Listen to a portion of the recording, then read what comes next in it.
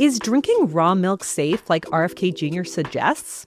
Can you reduce a glucose spike if you eat your food in, quote unquote, the right order? I'm registered dietitian Abby Sharp. I host a nutrition myth-busting podcast called Bite Back with Abby Sharp. And those are just some of the questions I tackle with qualified experts on my show. There is so much food misinformation and disinformation out there, and it can feel impossible to know what's real and what's BS. On Bite Back, my goal is to help listeners create a pleasurable relationship with food, their body, and themselves, which in my opinion is the fundamental secret to good health. Listen to Bite Back wherever you get your podcasts.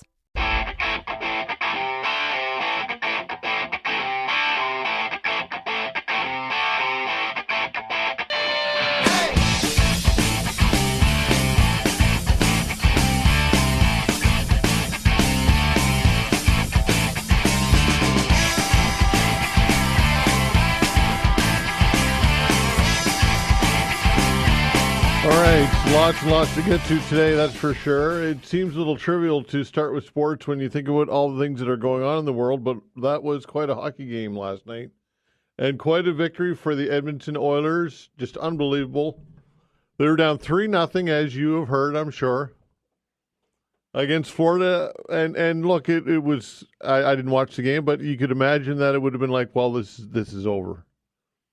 And I would think that almost every team would have folded up their tent and just said, well, we'll lick our wounds and head back to Edmonton and hope for a better outcome at home. But championship teams and potential championship teams find a way to overcome adversity, and did they ever? They came back and tied it up, and then unbelievably, Florida goes ahead with almost no time left in the game, and anyway, they ended up tying it up again, and the Oilers pulled out a 5-4 win in overtime with Leon Draisaitl scoring the overtime winner, and just unbelievable hockey. And again, I didn't watch it because obviously I was sleeping because I'm at that stage of life where I go to bed at 9:30 or 10 o'clock. However, Game 5 should be a barn burner in Edmonton, and Edmonton can really put a stranglehold on the series with a win at home. We shall see. Florida's not going to go away easily, that's for sure. You know they're just not. So, nonetheless, pretty amazing stuff. But lots and lots to talk about, folks, today. And, of course, we'll open the phone lines between 11 and 12.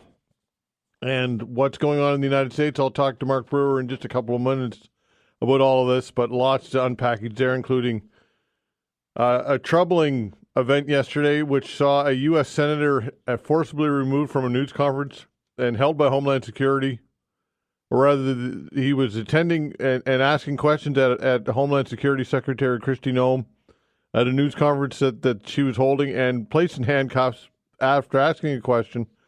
And again, people are appalled and aghast and astounded by what's going on in the U.S.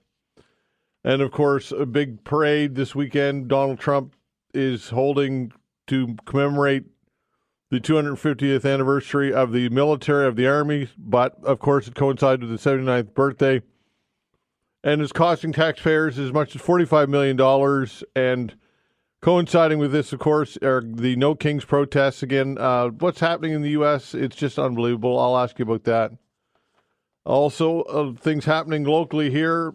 Nova Scotia Power has gotten approval for a cybersecurity improvement project just weeks after a ransomware attack affected the personal data of thousands of customers. The Nova Scotia Energy Board approved a $1.8 million initiative dubbed the Next Generation Network Security Design Project. The utility submitted its application on April 7th for the project. So who's going to pay for this? I would say that ratepayers will end up paying for this. And even if they got help from the government, it would be taxpayers. So inevitably, it would be all of us paying for this. And I'll ask you about that. And uranium, no bidders on uranium in the province so far, and Wind West and other things we can get to. Lots and lots to talk about.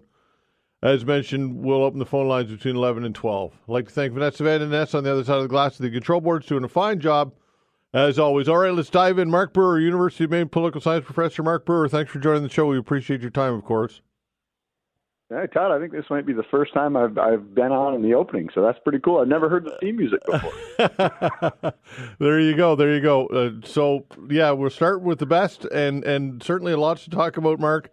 And it's a scary situation, I think, for a lot of people in the United States. Not everybody, but it must be getting more and more difficult to find people who are supporting what's going on with this administration. What's your take on that? I wish that were the case. I'm not so sure that it is. I mean, I think that the people who we've talked about this before. I think the people who are diehard Trump supporters are not moving away from him. In fact, they probably are very supportive of the things that Trump is doing, including the episode that you described at the Kristi Nolan's news conference yesterday. Yeah. On the other hand, the people who have long been opposed to Trump look at this and they're just further, appalled and maybe afraid, depending on where they are in American society.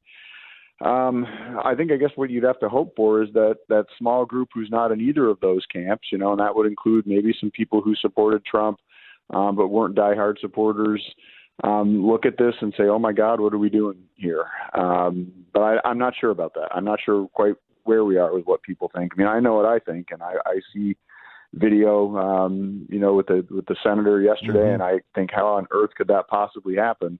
And especially when you listen to the audio, he's clearly identifying himself, Senator Padilla from California, and that doesn't seem to stop anything. It's crazy. What happened to freedom of speech and freedom of expression?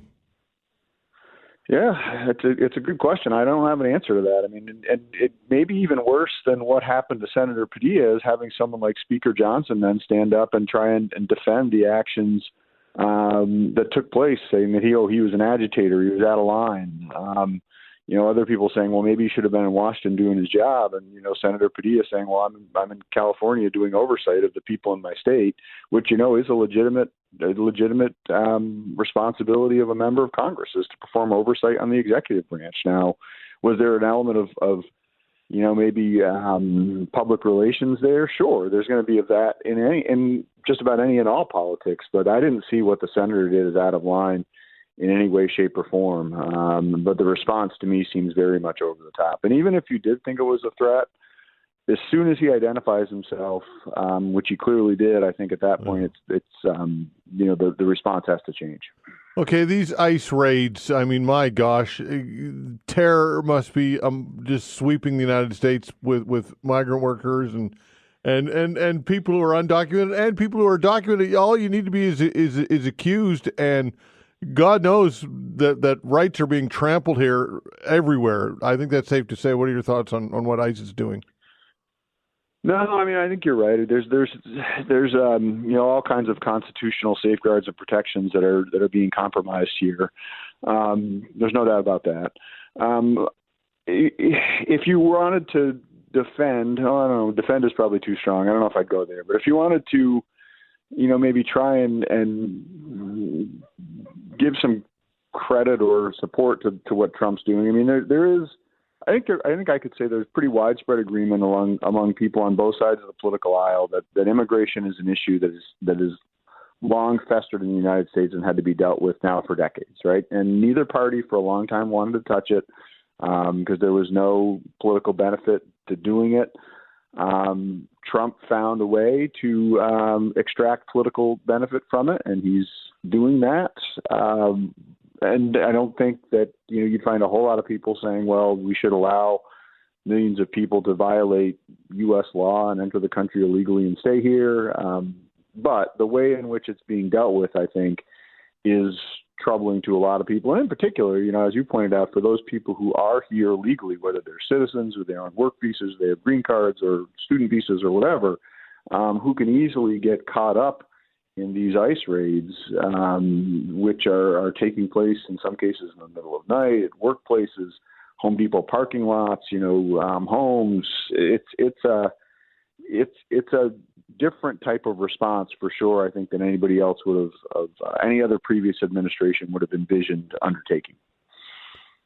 But what remedial damage is being impacted here? I mean, for every legitimate deportation or every 10 or whatever, how many are not being legitimate, and how many people aren't getting their proper justice due and are being improperly detained and deported? We've already seen it, right? Yeah, we know it's happening. That's for sure. I don't think anybody has an idea on the actual numbers, because I don't think the Trump administration is releasing those kind of data.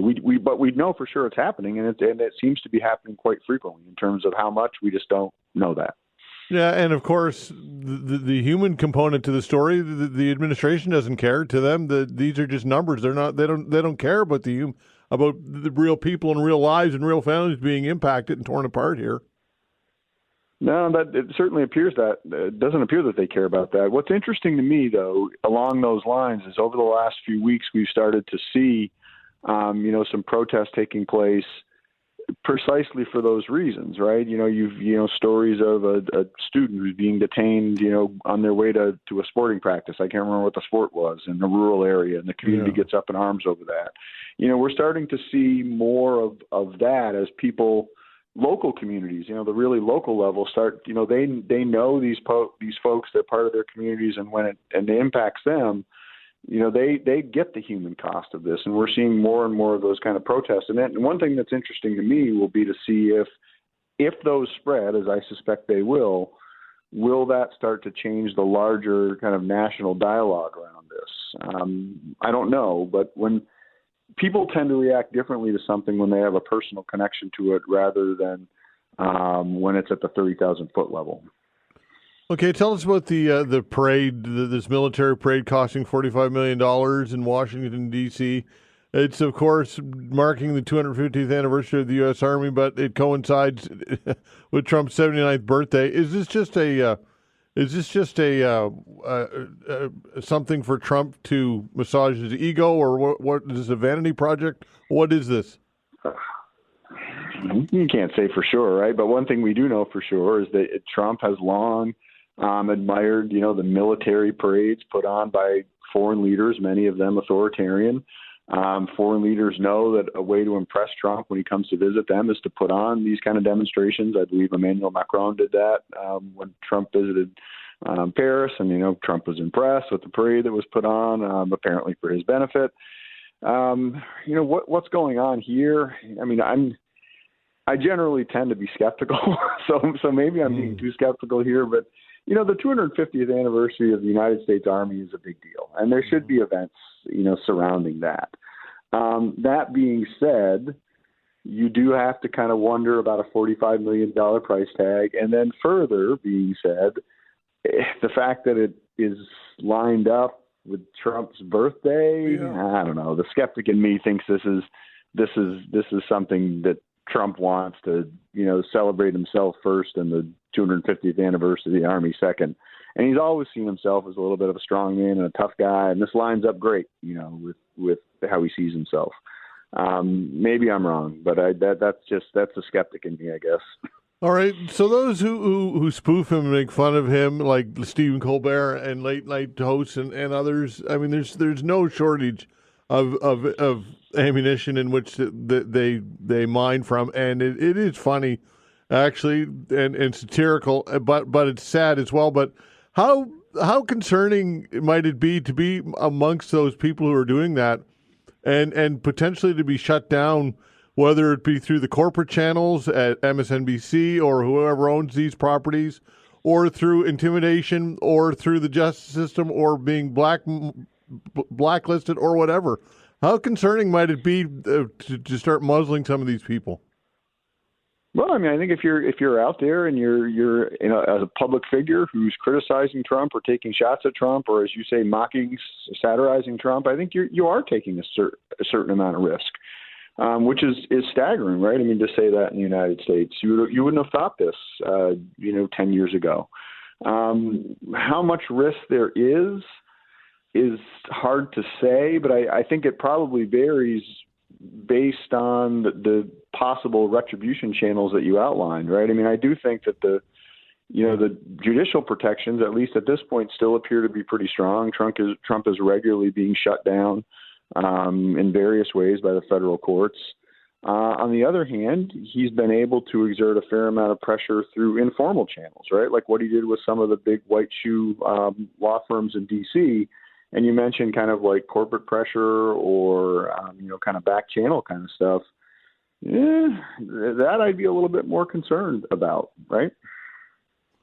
Okay, when it comes to this weekend, coinciding with the military parade or the No Kings protest, and 1,500 communities, including major cities in which these are going to be happening, and we know that Trump is not afraid to utilize the National Guard or the Marines or the military in general.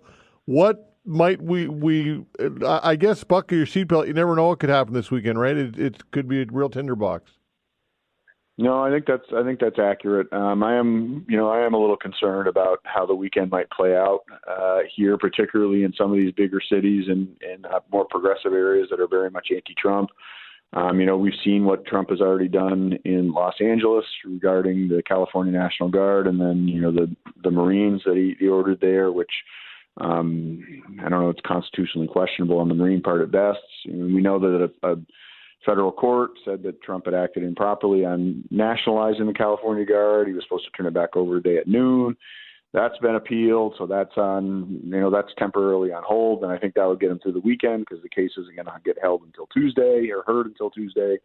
So who knows what's going to go on this weekend? The one thing I think I would hope is that the protests that take place, the No Kings protests and other related anti-ICE protests or whatever they might be, and I suspect they'll all kind of meld together, is that people do so peacefully, because the one thing that I think we could probably say is that Trump would like an excuse, right? Violence gives him an excuse to use more force and to order more force to be used, and so I would.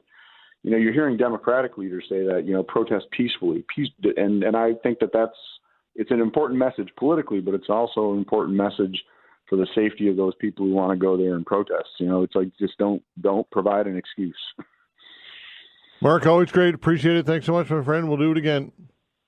All right. Sounds good, Todd. Thank you. Pal. Take care. Mark Brewer, University of Maine, political science professor. Major new campaign aims to keep the wild in our nature. The Nature Trust announces a matching funds project. We'll get to that when we come back.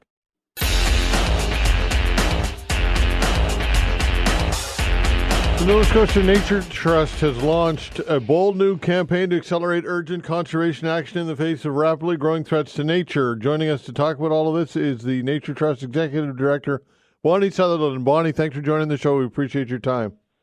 Well, thanks for having me. All right, so tell us about the initiative here. Well, we have launched what we call In Our Nature, and it's a new campaign to help protect the really most ecologically important and threatened areas across Nova Scotia before it's too late. And what's exciting is we have an opportunity to match every donation to the campaign. We can unlock four times that much. So for every dollar we raise, we can have $5 to protect land in Nova Scotia. Okay, how does it work 4-to-1? Why is that ratio possible? Well, it's really through government funding that is time limited. That we've been really lucky because the federal government has committed to protect 30% of Canada. They've put aside some money for first time in history, really, over the last few years for biodiversity specifically, to protect land. And those funds are expiring. And so we sort of have this opportunity. We've lined up a number of opportunities to access those funds, but to access them, we need to raise public dollars. And then we're able to take those public dollars, and through these deals that we've been able to line up, we can leverage $4 more from federal and provincial funding. Okay, so the target is $4 million to unlock $20 million, correct? Yes, that's certainly our initial target, and the faster we can raise the funds, the more we're guaranteed that we can unlock every dollar, and the faster we can get saving these protected areas, these really critical lands before it's too late. Okay, what's next on your wish list when it comes to targeted to conservation? Well, the coastal headlands and islands that are really critical for wildlife, and also nature-based solutions to climate change. So protecting parts of the coastline so we don't get flooding, and areas to absorb that water, really critical areas for migratory and nesting birds. So we know our coast is threatened, and it's really important to us. So that's one. Endangered species is another. Nova Scotia is home to some species that are found nowhere else in Canada, and unfortunately they're on lake shores and rivers that we're developing and forests that we're losing. So we're in kind of a race against time for them. Old growth forests. I think those are our main ones. And we're also trying to protect urban wildlands because we know how important nature is for us, both for all the ecological services that nature provides, clean air, clean water, all those things. But also, as we've discovered, nature is really important to our physical and mental health too. So we're working on securing some lands in and around where people live so they can access nature close to home. All right, tell everybody about some recent wins, some recent areas that you've managed to conserve. Well, I think one of the really exciting ones is the Blanche Peninsula and Cape Negro Island. Together, it's almost 3,000 acres of coastline.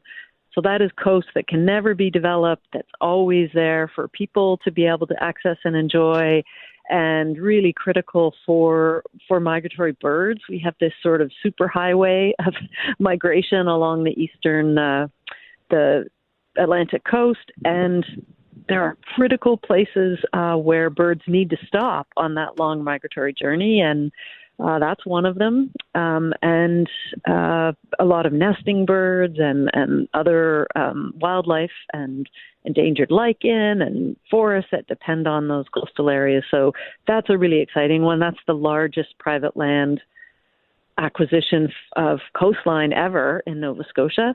So that's a really exciting one.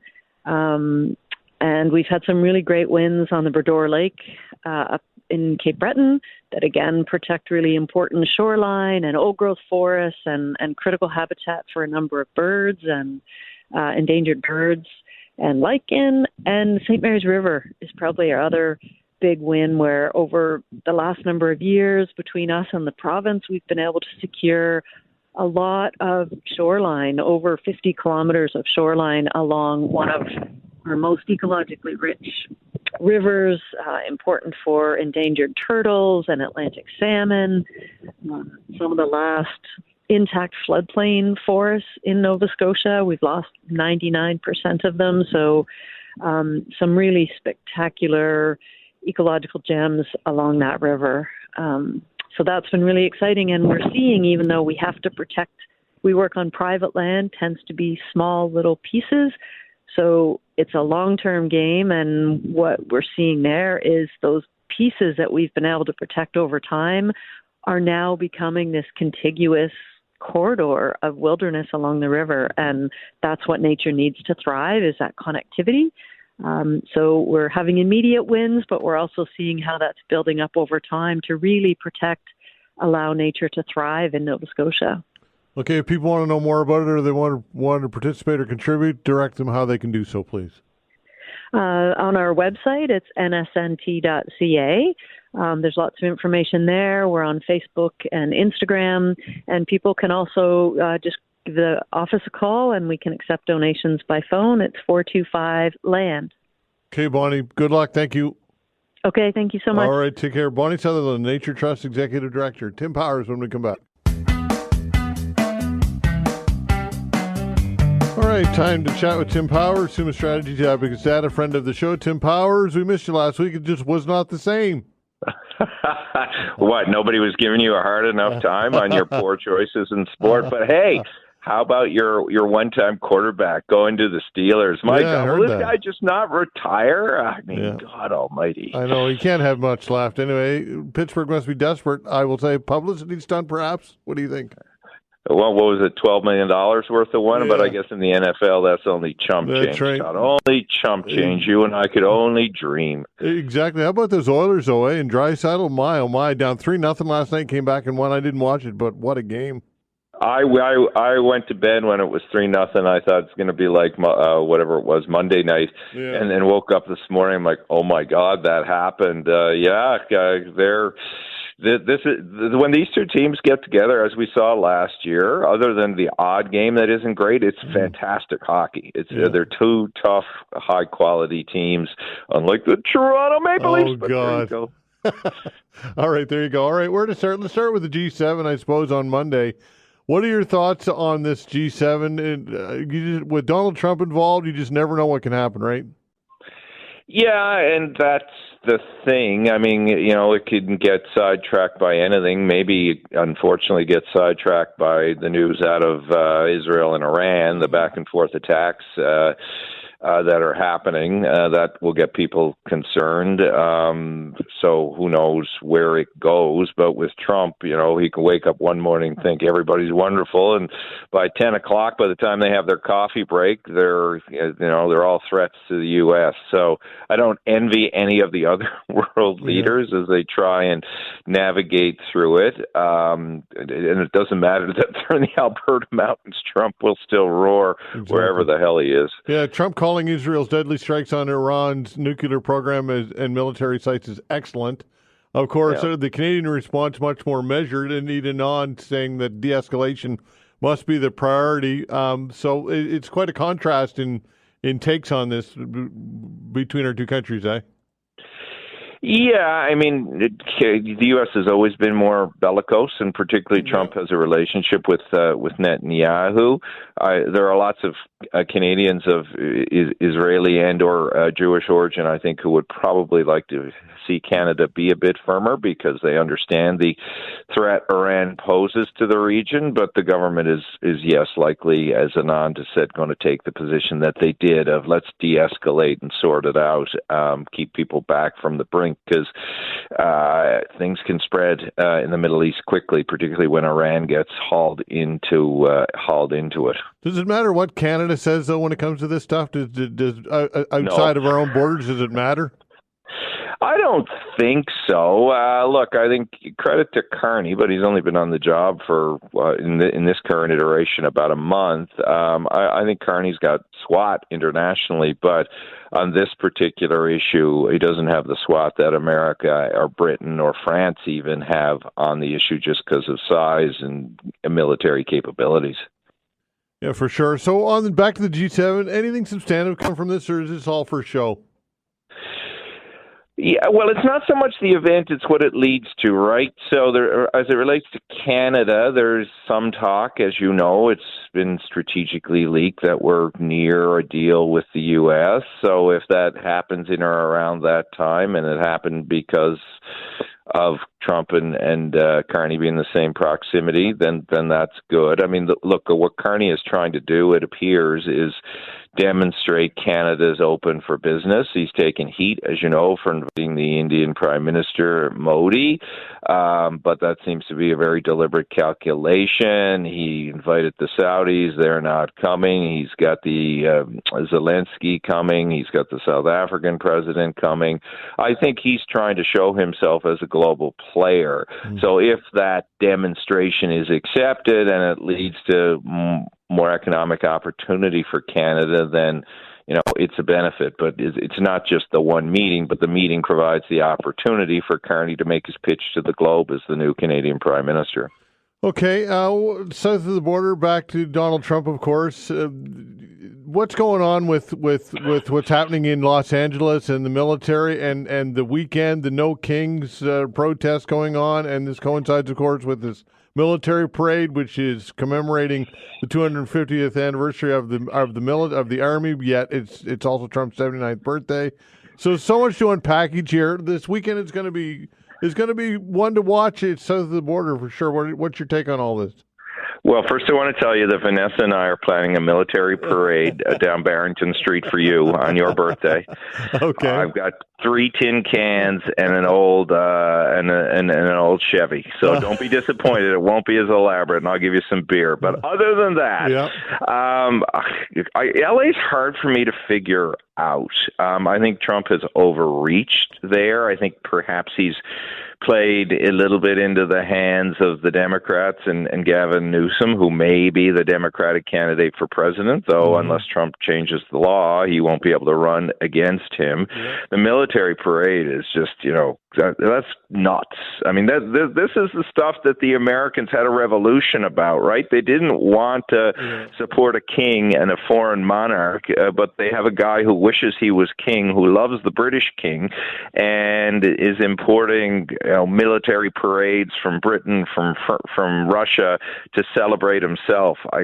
Even if you're a fan of Trump, I don't know how you think this is useful. Imagine the cost of that. You're ruining people's weekends in the military. It's asinine, but it fits his personality and his disposition. So he'll have his big parade. He'll turn 79 and he'll come to Canada. How lucky are we? We're the after parade party. Yeah, there you go. So 1,500 cities across the U.S. In which the No Kings protests are being organized here. What do you think that the potential is that Trump might react in the same way that he has Los Angeles? Real. I mean, it depends on the area and the pushback, and his own people got to start pushing back a little bit on him. But he's still generally unfettered, right? So I'd say the possibility that he reacts is strong, but you have to wonder, too, if you're the military, you're the National Guard. I mean, yes, you'll follow the order, but how quickly do you follow the orders to mobilize and respond to all of this? It's shocking, right? I mean, look, we use hyperbole maybe too much when it comes to Donald Trump, but I don't know if it's hyperbolic anymore to describe his behavior. It's just, again, read American history, you'll discover this was the stuff they ran away from. Yeah. Do you think that commentators like Stephen Colbert and late show hosts and people who satirize him and skewer him on airwaves regularly, do you think that the potential is there that there could be some intimidation or some real moves to try and muzzle these people? Why wouldn't there be? He seems to like to use intimidation. I don't know how he'd fully muzzle them in the world in which we live.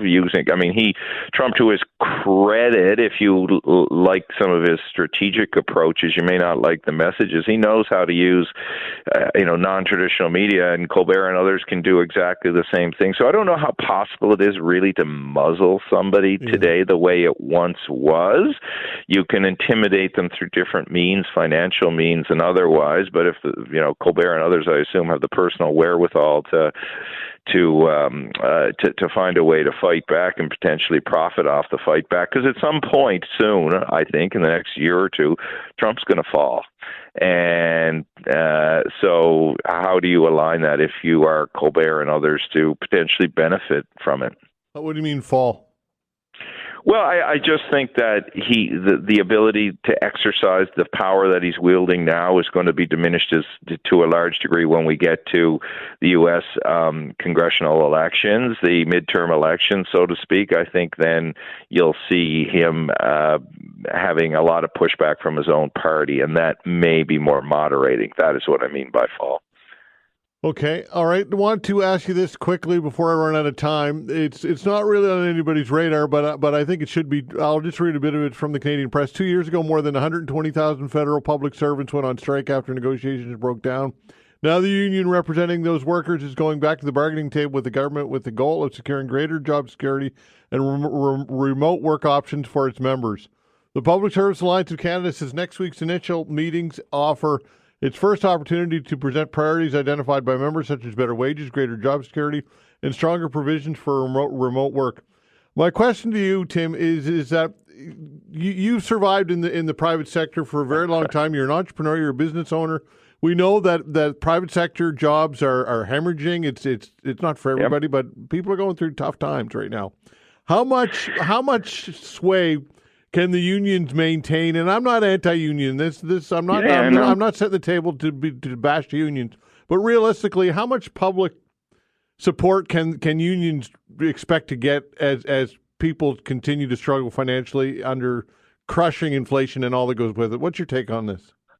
Not much is the quick answer. And look, my sister and brother-in-law are public servants here in Ottawa, and they're a little higher level in terms of how they would be impacted, executive level, so they wouldn't necessarily be impacted by a strike directly financially, but they would in terms of a workload if we got to that particular place. I think they've lost the plot in terms of the broader audience, and this goes back to COVID.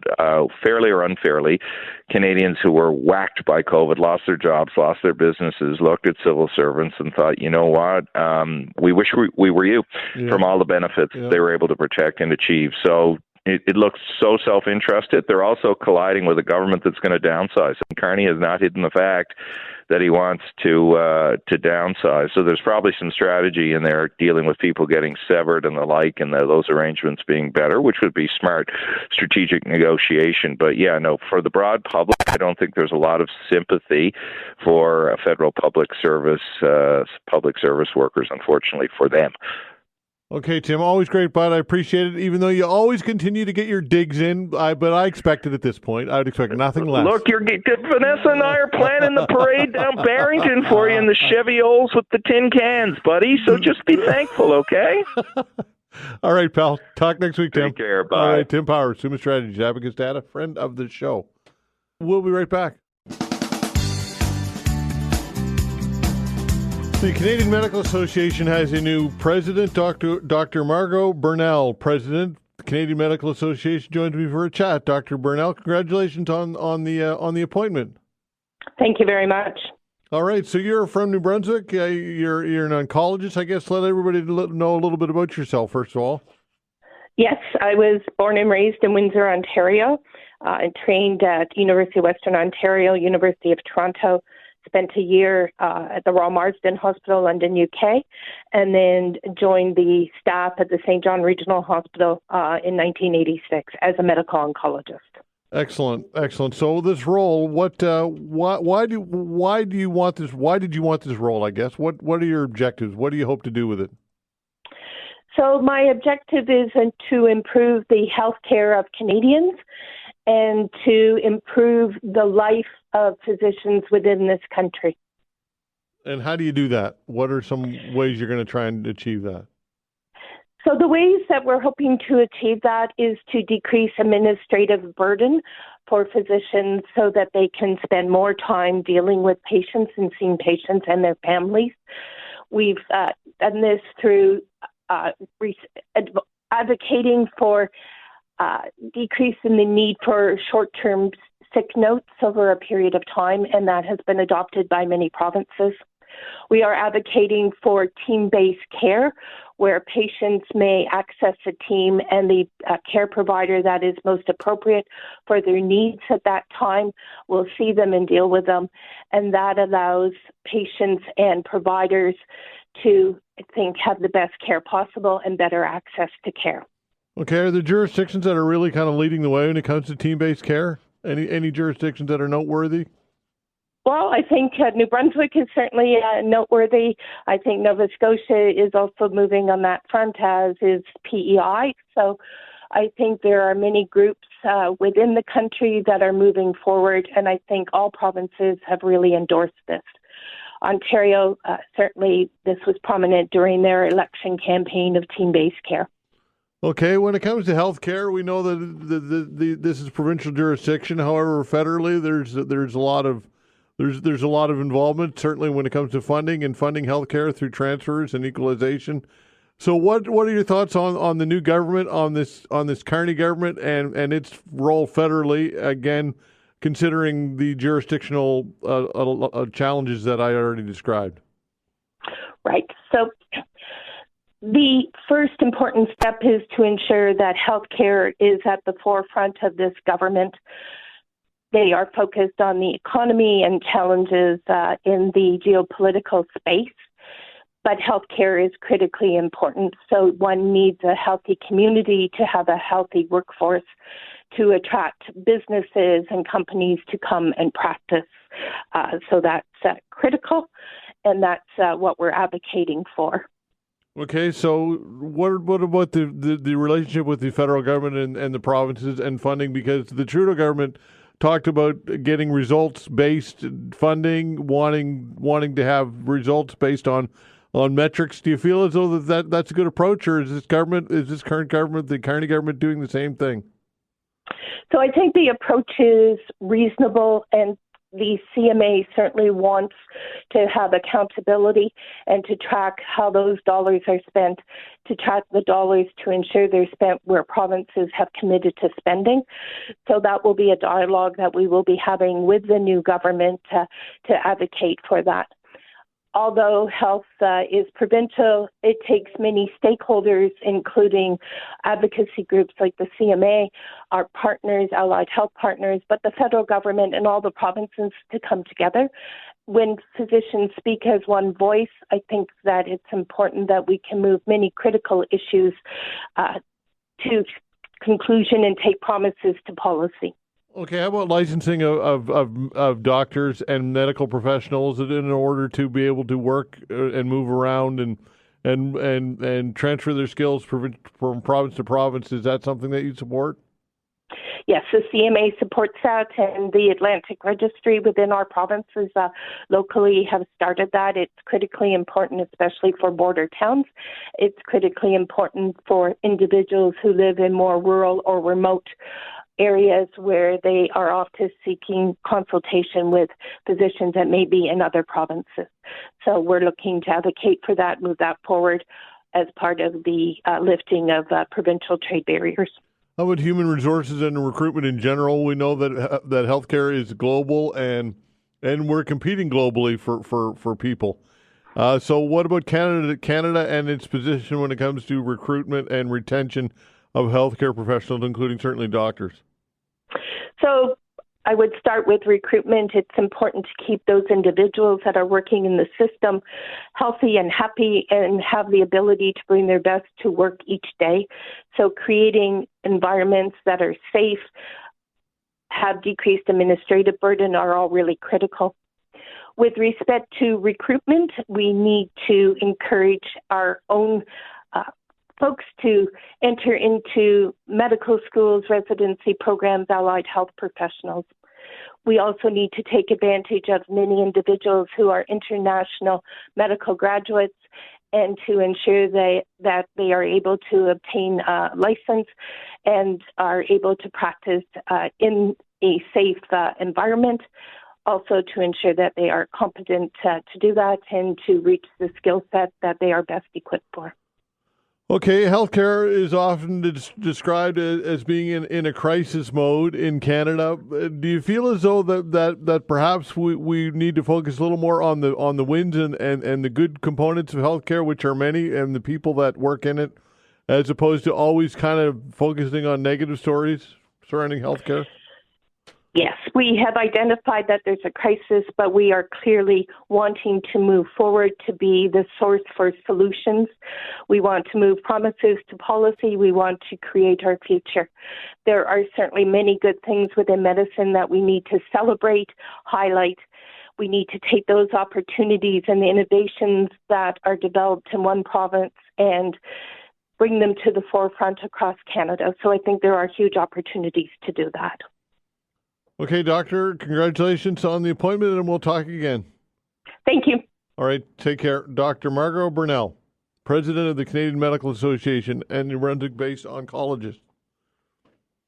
All right, folks, there's lots and lots to get to. What would you like to talk about? We've got an open hour. The way to reach us is 902-405-6000. Again, 902-405-6000. I'm not sure if we've exhausted all the conversation on bike lanes this week as possible, because it certainly dominated every call-in segment that we had, but perhaps some of you might want to weigh in on that situation. But whatever else you get in your mind, of course, what's happening in the United States, and a weekend of potential unrest with 1,500 cities targeted on the No Kings protest. Of course, this in conjunction or at the same time that Donald Trump is hosting a military parade on Saturday marking the 250th anniversary of the U.S. Army.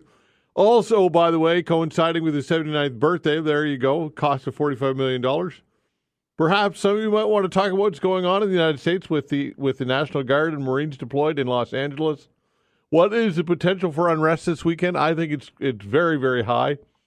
Of course, the Democratic U.S. Senator Alex Padilla was forcibly removed from a news conference held by Homeland Security Secretary Kristi Noem yesterday in Los Angeles, placed in handcuffs. Alarming video there. Or you can certainly talk about whatever else is going on, including here in the province. The deadline for a request for proposals on uranium exploration in Nova Scotia has come and gone with no interest. The province announced the RFP last month, looking for bids to explore 3 areas that are known to have higher levels of uranium. The deadline to apply was June 11th, and no bidders. So for those who oppose uranium exploration, this is good news. For those who including the mining industry, it's not. So what's your take on that? And Nova Scotia Power, by the way, back in the news, received approval for a cybersecurity improvement project just weeks after a ransomware attack affected the personal data of thousands of customers. The Nova Scotia Energy Board approved almost $2 million initiative dubbed the Next Generation Network Security Design Project. And who's paying for these upgrades? Well, I've not been able to find out based on any news stories that I've read on this today, but you can be rest assured it'll be the public in some way, whether it be ratepayers or taxpayers. Somebody will be paying, and it won't be their shareholders, that's for sure. So what's your take on that or anything else you've got in your mind? 902-405-6000. Your calls when we come back.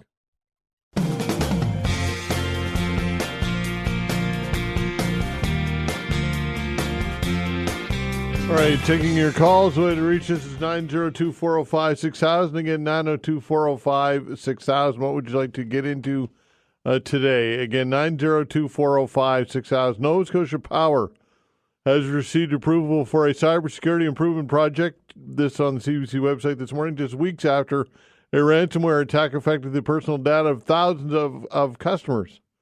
And we've heard from many of you in the aftermath, of course. The Nova Scotia Energy Board approved a $1.8 million initiative dubbed the Next Generation Network Security Design Project. Well, that's great that they've decided to bolster their cybersecurity after they've been hacked. Why weren't they doing this work beforehand? Why were they not investing in this? And who do you think is going to pay for this? Will it be shareholders or will it be ratepayers? And I would bet it'll be ratepayers or taxpayers. I would put every last dollar I have on that. So what's your take on that or whatever else you've got in your mind? The deadline for requests for proposals on uranium exploration in Nova Scotia has come and gone with no interest.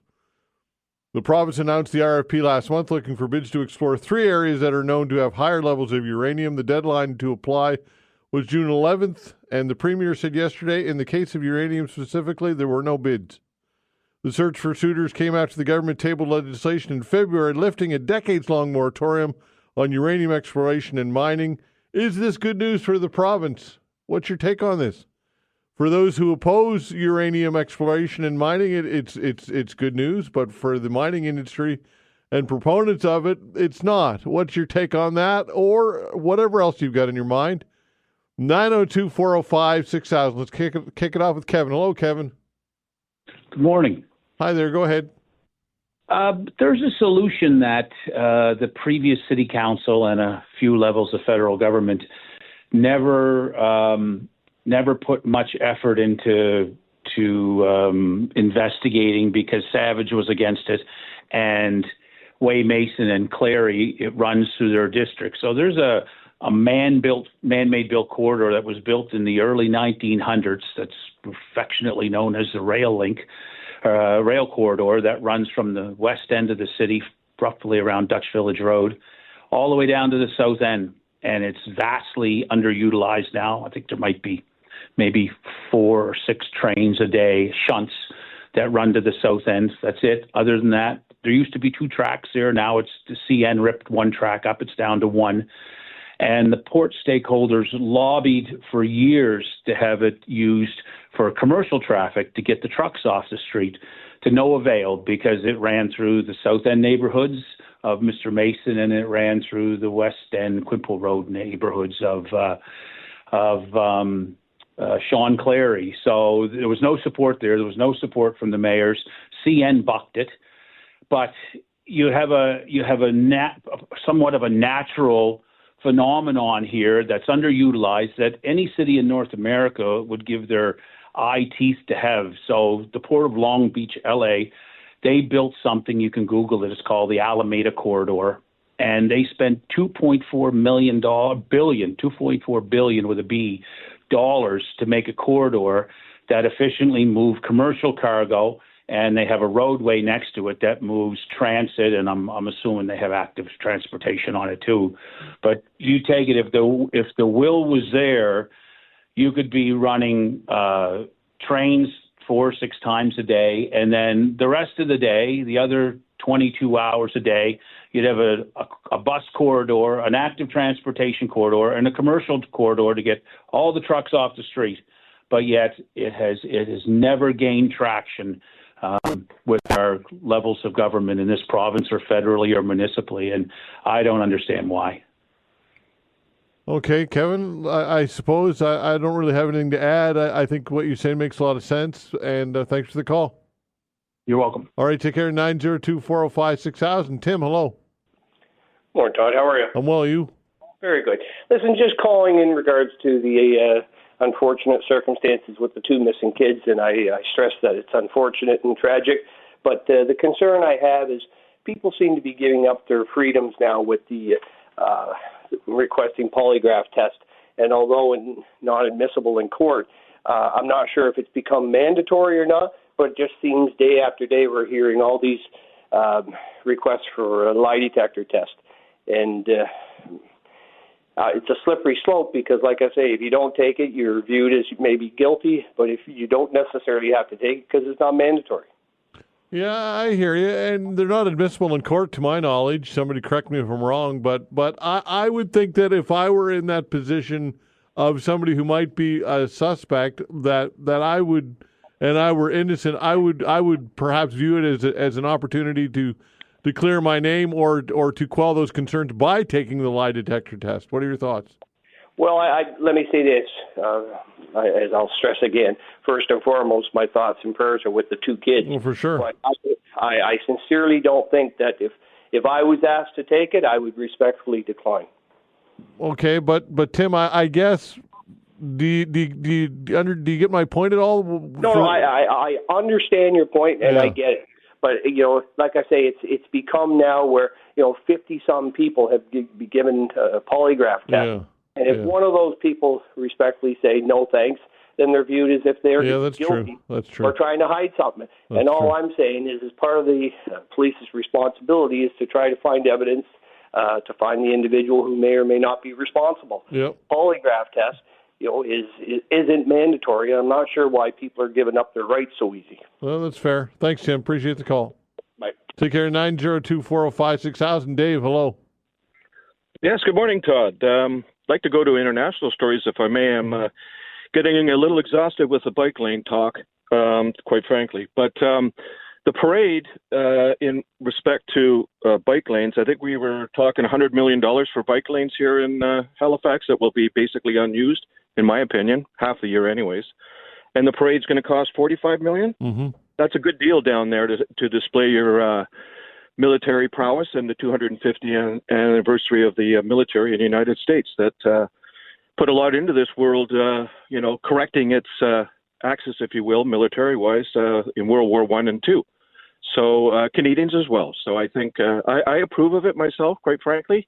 Money could be better spent, but government money can be better spent in so many ways. We can go down on the Canada list here with government money spendings over the past 10 years, and we'd be freaking out, honestly.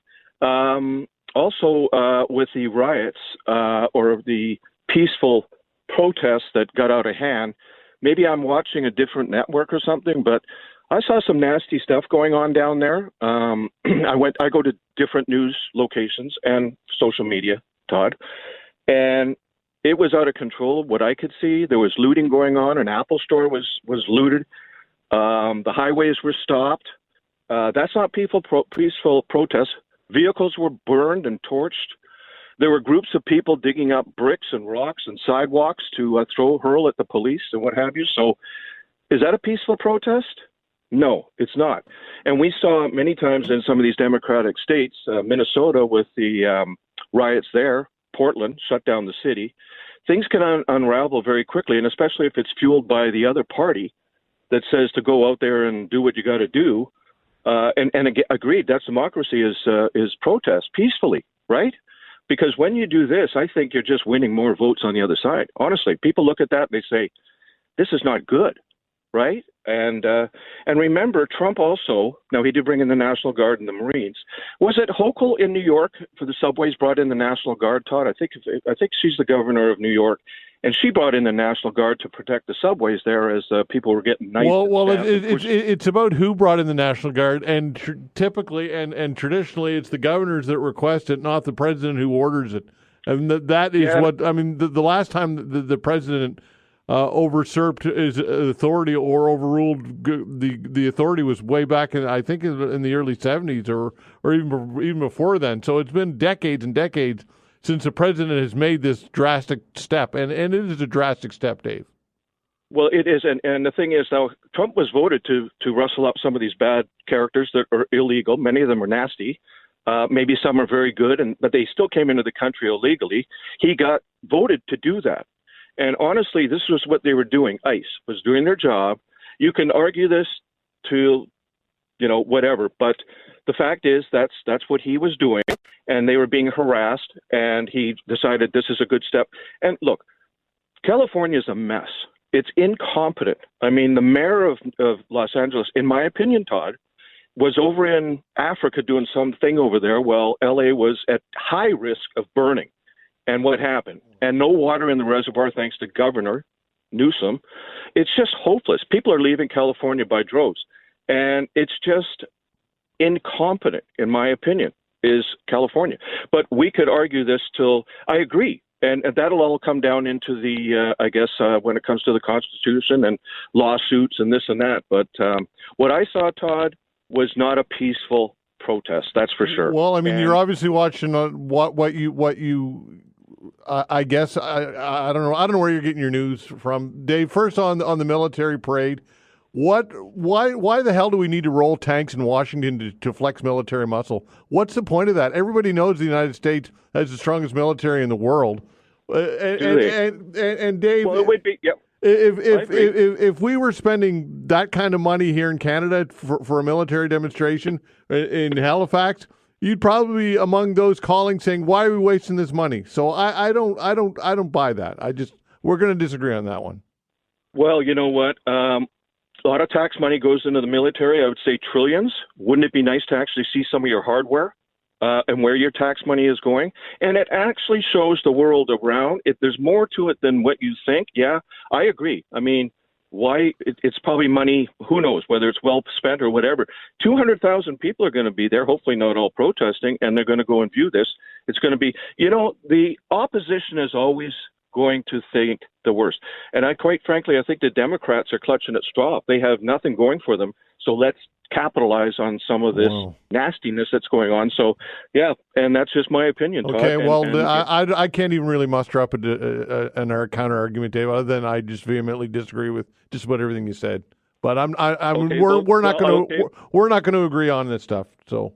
Well, I don't mind, but I would like a positive, comeback on you as far as, if the parade is something that you disagree, okay, that's fine. But, I think with the protest, you agree with rioting. Do you think that's a good way to protest? Well, look, you're viewing what you want to view, and you're getting your news from where you want to get your news, right? It all depends on what you're getting and what you're viewing and the angle that you're taking. To me, the governor has jurisdiction over when the National Guard should be called in, and not the president. And to me, Donald Trump has no authority and had no authority to call in the National Guard. And to me, that is a drastic measure, and that is an escalation of measures. And I think that it is contrary to what it's intended to do. And that's my take on it, Dave. So, I would have. Okay, well, if that's the case, then if it was undealt with, I wonder where it would have ended up in. Well, that's up to the governor, right? The governor has jurisdiction for a reason. There's a reason why the United States Constitution and laws have been built in the way that they have, and it's not to be a dictatorship from Washington down, and there's a reason for that. Well, we'll see that in the Constitution. It'll probably all go to the courts, I'm sure. So we'll see how that plays out. Dave. And we'll see in the Todd, we'll see in the midterms, right? So we'll see. I appreciate Cheers, your buddy. call, though, as always. Thank you. Thanks, bud. 902-405-6000. Look, I get it. People have different points of view on this. I have mine. Dave has his. And that's what it's about. And we give people a platform to express their views. And you as a listener can listen to it and digest it and come to your own conclusion. 902-405-6000. We'll be back. All right, continuing with your calls. The way to reach us is 902-405-6000. Again, 902-405-6000. Hello, Neil. Hey, how you doing, Todd? I'm well, you? I'm doing all right, just sitting here at work. Great. I just had a couple comments about Halifax Transit there, if I may. Sure. It sucks. Sucks. I'm a very frequent user of transit, and the amount of buses that I've seen that are either late or just not showing up for service it's ridiculous. The other day I worked a 15-hour shift, and it was about 9:30 at night, and I had to wait an hour and a half just for one bus. Yeah, there you go. There you go. And Neil, it's pretty hard to motivate people to use transit on a regular basis when you can't rely on it, right? Pretty simple. Exactly. Yeah. The fares just keep going up and service just keeps going down. Yep, and you can't, nobody's blaming the drivers and the frontline people. They're not to blame. It's management. Half of them don't want to work.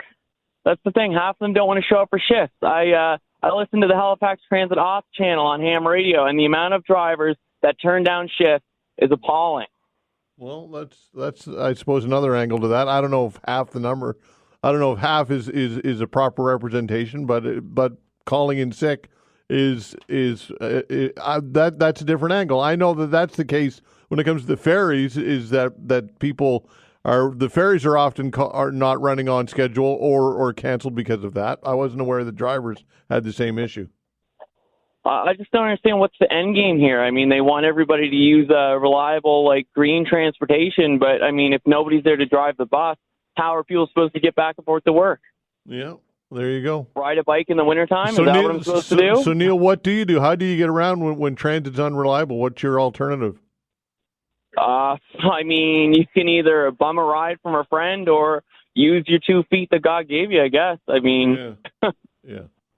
Okay, pal. Thanks for the call. Anyway, thank you very much. All right, Have bud. a good day. Take care. 902-405-6000. Eric, hello. How's it going, Todd? Going well, you? Not too bad, buddy. Geez, I thought it was the Dave and Todd show there for a minute. I kind of lost track of what my train of thought was, but good on you there. Yeah.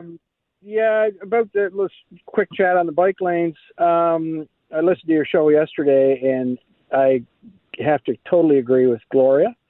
This was not a vote around pause. This was a vote around whether or not the councillors were supporting the mayor, and they are not. So that pretty much puts a button in that hole.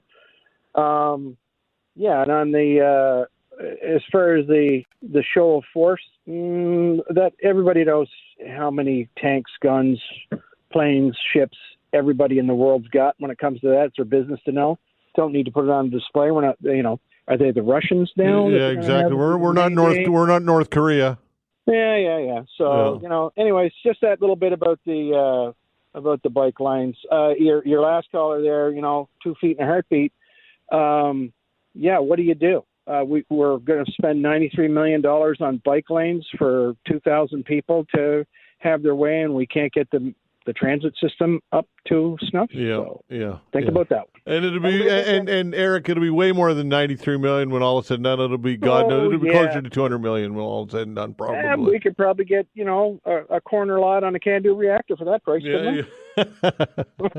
Thanks, bud. All right, buddy. All right, take care. All right, 902-405-6000. I don't mean to be flippant, but folks, that $100 million or wherever it's at now is going to do nothing but go up. And I also believe with every fiber of my being that there are members of this council that it wouldn't matter what the number is. They would say do it. Like honestly, it could be $300 million, and there are members of this council who I won't name anybody in particular because I don't need to. You already know who they are. And they would say do it no matter what, at all cost. And to me, look, if you were to have a choice between an effective, good transit, user-friendly transit system that's reliable, or a bus network, which would you take? Or a bike network, which would you take? And I think that the transit would come first. So it's not an either or. I get that you can have both, but when it comes to priority, absolutely, let's get transit working so that people can rely on it, folks, because far, far more people are going to use transit than drive bikes. That's just reality. So let's get transit. Let's put the $100 million into the transit system and get that figured out. I don't see any reason why that is not a logical argument. To me, that makes total sense. And not to criticize cyclists or suggest that having a cycling network or active transportation isn't important, because I'm not saying that it isn't. But transit, to me, would come first every time, because far more people are going to use it and rely on it and could use it and would benefit far more people than a biking network. Just my take, as I always say. What's your take? Maybe you disagree with that, or maybe you agree with it, or whatever else you got in your mind. The way to reach us is 902-405-6000. We'll continue with your calls when we come back.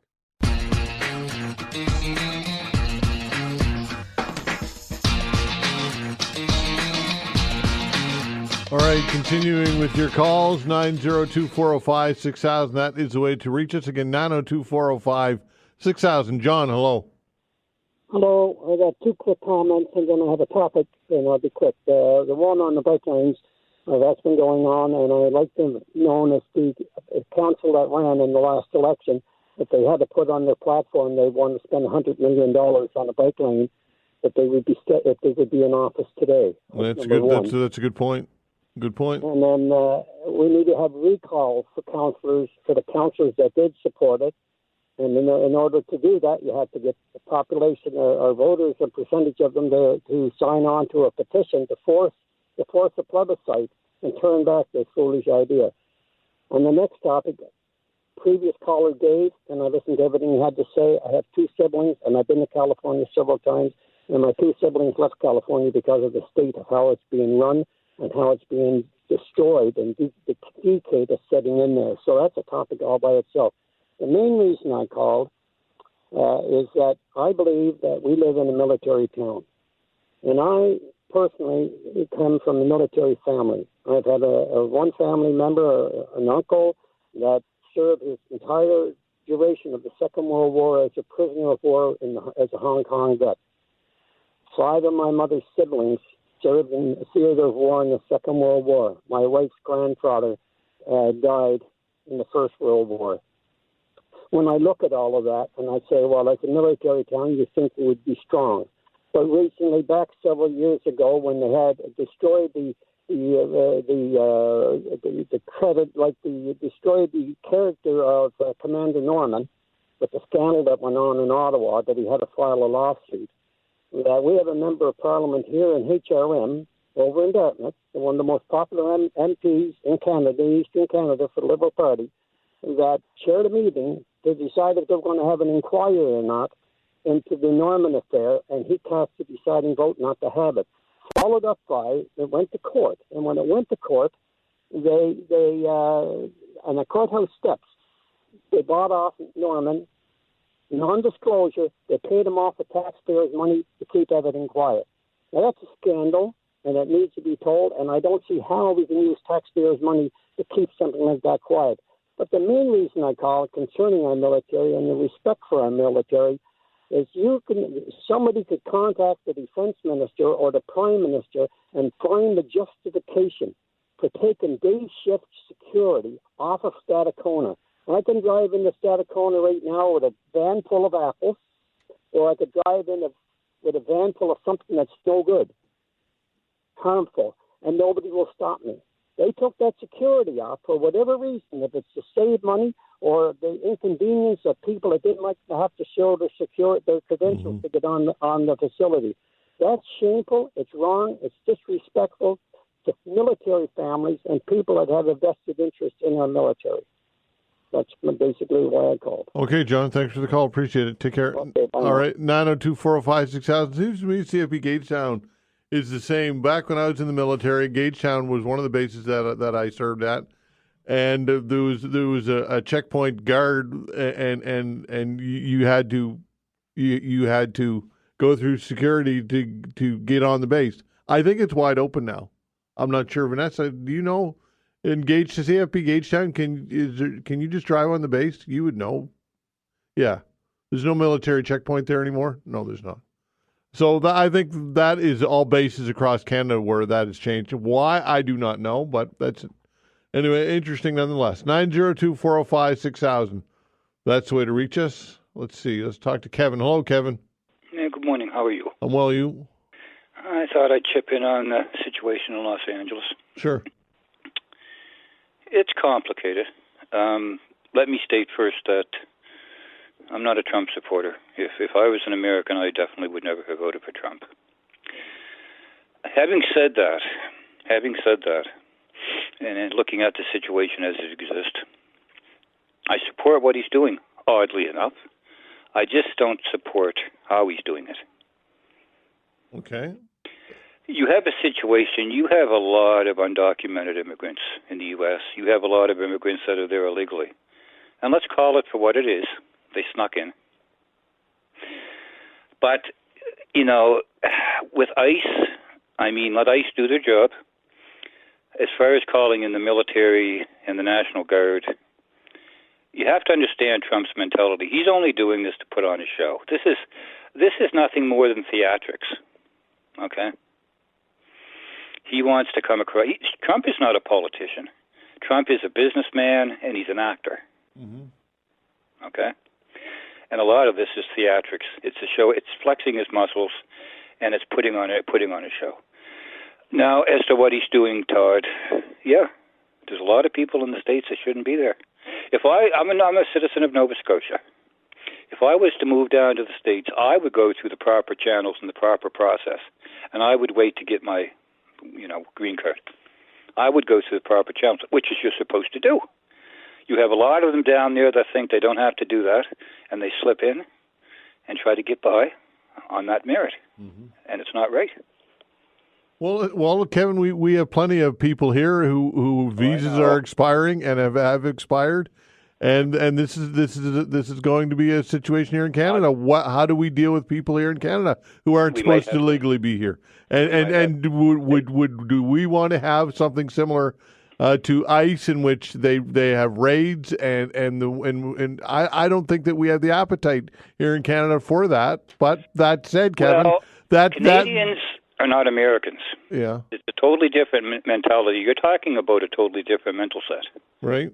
I don't see it happening in Canada because we don't think like the Americans think. That's true. But I can see it in the States. But Kevin, that said, again, I don't know how many people here in Canada are here illegally, to use that term, whose visas have expired.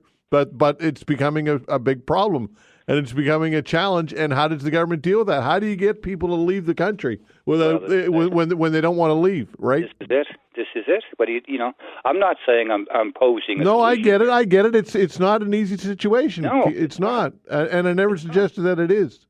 It's not an easy solution, but I think that you should go through the proper channels. Yeah. I think if you want to become a citizen of a country, you should go through the proper channels and do it the right way. Yeah. Instead of sneaking in. Yeah. Now, as far as the other half of the equation goes that we're speaking of, like I said, I agree with what he's doing. I just don't agree with the way that he's doing it. Okay, fair enough. Thanks for the call. Fair enough? Okay. All right, take care. 902-456-6000. Look, folks, we have, I don't know what the numbers are here, but we have people living in Canada who are no longer legally here because their visas or whatever vernacular that we would use have expired. They came here on a work permit or students or whatever, and they're working in Canada and they're no longer legally allowed to be here. What do we do about it? I don't think that we want to conduct ourselves in the way that ICE is conducting itself. I don't think we have the appetite for that politically or socially. But that said, at some point, how do you get people to leave the country? How do you deport them when they're not allowed to be here anymore? It's not an easy thing to do. any way you look at it, it's not an easy thing to deal with. I'm not justifying at all what Trump has done or what ICE is doing, but conversely, I don't know what the alternative is, because if people don't want to leave and they're not going to leave voluntarily, how do you deal with that? I don't know. It's tough. It is. I do believe, though, that in the United States, governors have the jurisdiction over when the National Guard's called in for a reason, and when Washington, and in particular the president, overrides that, I think that is cause for serious concern, and sets a bad precedent and escalates things instead of de-escalating things. 902-405-6000, that is the way to reach us. Wayne, hello. Good day, sir. How are you? I'm well, you? Oh, pretty good. I'm not going to tell you what I'm doing, because every time I call you, I'm doing the same thing anyway. Smoking your cigar. Exactly. Nice. So this morning I had a conversation with my counselor from Timberley. I can't remember the lady's name. I asked her, I said, how much money do we have invested in these bike lanes right now? She said it's around $25 million. Yeah. And I said, well, how much is going to go in your last budget? She said $60 million. And I said, there's no way to convince me that $85 million for 1% of the population adds up. We had to end our conversation to agree to disagree. And I can't get that in my head, and I don't even think you'll get it in there.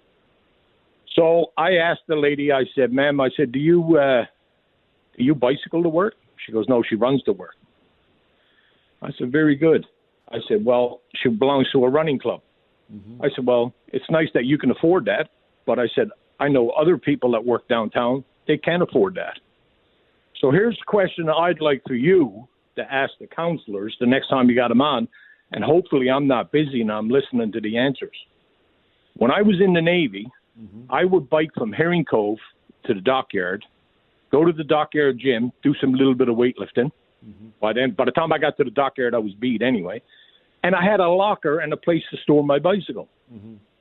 Then when I went to a ship, depending on what class of ship I was on, I had a locker on the ship, of course, but I also had a place to store my bike on the jetty.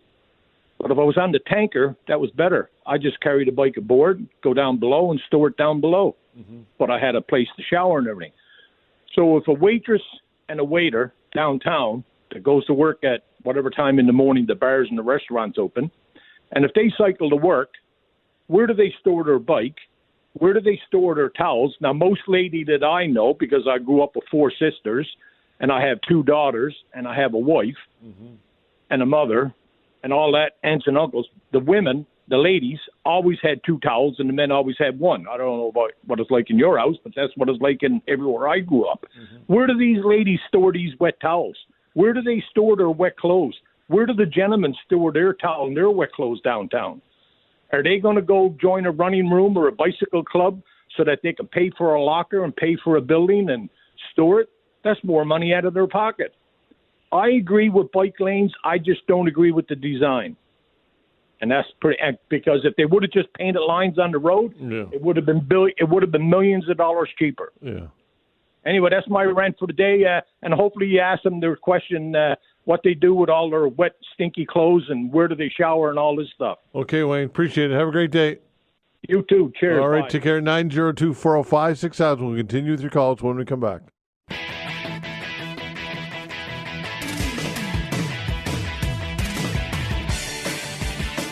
All right, continuing with your calls, 902-405-6000. That's the way to reach us again, 902-405-6000. Al, hello. Hello, how are you this morning? Good? I'm well, you? Yeah, same thing. Great.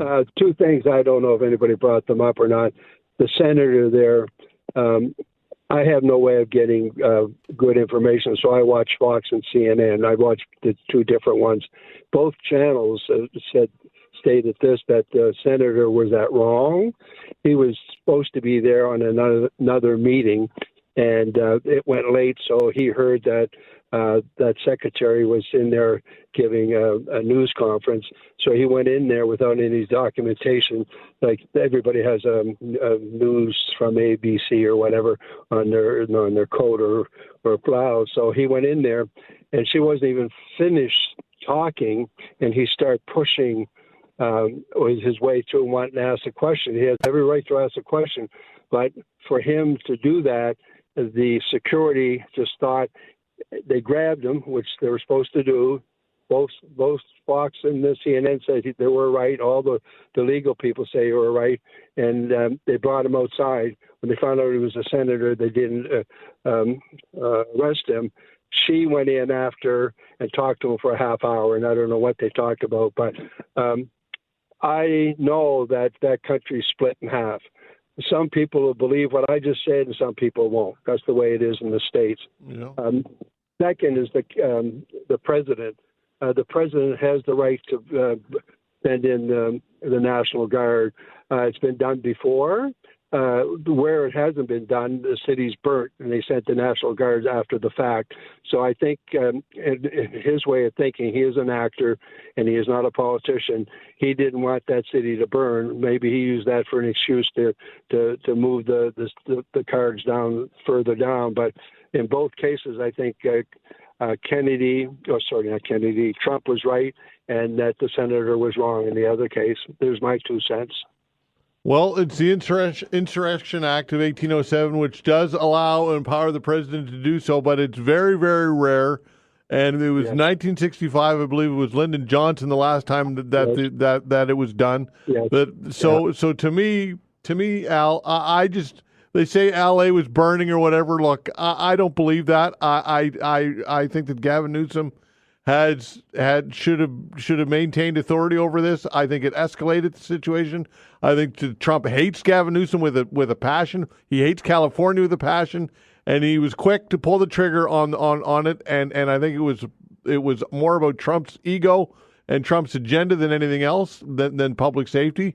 And that's just my take on it. We'll have to disagree on that. Yeah, just one other thing.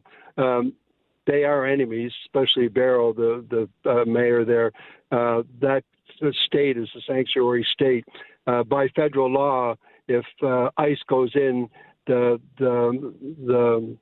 law enforcement of the cities or wherever they go to capture somebody, if they're given notice, they're supposed to hold people, and they refuse to do that. Yeah. So that's getting Trump mad. That's really irritating the situation.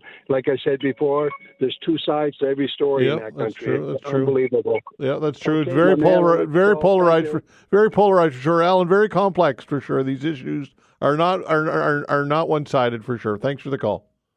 Thank you. All right, much. Take care. 902-405-6000. People are talking with California like it's a complete dumpster fire and on the cusp of collapsing. Folks, California, if it were a country, would be the 4th largest economy in the world. Okay, a massive, massive economy. California's nominal GDP, it's $4.1 trillion, surpasses Japan's, which is or rather surpassing Japan's GDP. Per capita, or nominal GDP rather. It's a massive economy, huge population, and to listen to some people and Donald Trump, you would think that it's basically a third world country. I just think that a lot of the LA's burning, and look, they have their issues. I get it, San Francisco and down, but do you think that's unique to California having homelessness and encampments? Do you think that Republican states and Republican areas don't have these same issues? Because they do. It's pretty evident that Donald Trump despises, hates with a capital H Gavin Newsom, and will do anything to discredit him. And if that means deploying troops to get his message across, he'll do it. And is Donald Trump looking at this in a clear, measured way? No, I don't think he is. I think that it's unrealistic to think that politics is not at play here and ego is not at play here. Just my take. As I always say, Rafe, hello. Hi, how you doing today? I'm well, you? Good. I just wanted to make some comments on the LA situation. Your first caller there, Dave, was making some points that I disagree with. First of all, ICE does not have the authority to just go in and grab people and take them. I listened to a podcast called Front Burner, and they addressed this subject with a lawyer who represents these migrant workers. They have to have a judicial order with the person's name, their address, all their pertinent information in order for them to not abduct, but to take them into custody. Yeah. What ICE did, they just went to Home Depot off parking lot where these people, all they were doing was looking for work. So first off, that's illegal. And my second point is, let's not forget that Donald Trump let a bunch of racist skinheads attack the Capitol. They were killing, they were smashing windows, they were assaulting police officers. It was an insurrection, and Donald Trump sat in his office and watched TV. He did not call in the Guard. He did not call in the Army. But when some migrants are looking for their personal rights to be upheld by a country that loves to brag about being the heartbeat of democracy, the first thing he does is he calls in the Army. To me, that's almost a racist situation. Another thing he's done is he's clamping down on these migrants, and yet he's brought in a bunch of white farmers from South Africa. Yeah, so he brings in white people who they're just he thinks that they've been badly treated, which supposedly their farms were taken away from them by black people, which has been completely refuted. So the situation is, Trump has inflamed the whole situation by bringing in the Army. The police can control it, and you are exactly right. Gavin Newsom has every right to deal with the situation, and if he needs the Guard, he calls Trump, not the other way around. So I just think this whole situation, it's almost, I'm getting upset. It infuriates me. Yeah. These poor people, some of these people have been there for over 20 years. Mm-hmm. They have family. They have children that are born in the United States. So their children are American citizens. And my last point is, LA is probably one of the most highly populated cities in the world with migrants. Mm-hmm. And the United States is, if they expelled every migrant in the country would shut down. Yeah. In agriculture, who's going to pick their crops for them? Yeah. Who's going to work on construction sites? Who's going to be working at grocery stores? Well, Rafe, to your point, these raids aren't happening in Arizona. They're not happening in Nevada. And why is that? Because they're blue. Because they're red states. It's right. Pretty evident. It's pretty obvious. It's extremely political. Yeah. And you can probably tell by the way, I'm very upset by the whole thing because all these people are just there to work and make a nice place for their children to grow up in, and yet he's calling them all criminals and rapists and drug dealers. They're just people trying to raise a family, and America is built on immigration. Every single person that's in the United States, other than a Native American, is a descendant of an immigrant, whether it's 5 generations ago or 1. So, anyways, I just wanted to make a point. The whole situation has been inflamed. Trump is sitting back. And my point, I really want to make that point, that when the Capitol was being stormed, he did nothing. He literally did nothing. Well, he did more than nothing. He encouraged it on social media. Exactly. Yeah. He said, let's go to the Capitol. Yeah. And yet when some migrant workers who were just trying to earn a living for their families get upset, and they probably didn't really get upset until the Army moved in. As soon as they start raising their back, he sends in the Army. Yeah. It's just astounding that they let him. I don't know how he gets away with it, but okay, Rafe, I appreciate it. Thanks for the call. Take care. All right. Look, in fairness, there are some bad actors who are in the United States who are bad actors. But to paint everybody with the broad brush and to stoke the flames of racism that clearly has gone on here, if anybody doesn't see this, I think is not looking for the truth. Just my take, as I always say. Anyway, we'll see how the weekend goes. Hopefully, we don't have any crazy things happening. But look, it's a tinderbox for sure. Men are dying too young. New Movember report reveals that when we come back. Right, more than 2 in 5 Canadian men will die prematurely before the age of 75 from largely preventable causes. Joining us to discuss all of this is Catherine Corriveau, Director of Policy and Advocacy, Movember Canada. Catherine, thanks for joining the show. We appreciate your time. Thanks for having me. All right, so what are some of the underlying causes? What's going on here? Well, as you mentioned, 2 out of 5 men are dying before the age of 75. That's too many men dying too young from largely preventable causes. Those include cancer, coronary heart disease, suicide, and more. And in 2023, that equated to 75,000 men in Canada. Suicide is the 4th leading cause of death for men. It's second for the age group of 15 to 44. 3 out of 4 suicides are completed by men. These are like really staggering numbers, and they're even worse for men from vulnerable communities, including Indigenous men. So there's a really big problem that we need to be talking about here, and this is what Movember is trying to do with the publication of a report, Real Faces of Men's Health. Okay. People can speculate as to why men as opposed to women, but what's your opinion? What do you think is going on here? Well, so there's a few factors that come into play with men: stigma, gender biases, harmful masculinity norms. We've all heard the phrase "men don't cry" or "toughen up." And all that leads to a culture of silence and inaction, and it prevents men from seeking care when they need it, and those delays lead to poorer health outcomes. Men generally are less likely than women to engage in healthcare, in part because they struggle more with health literacy.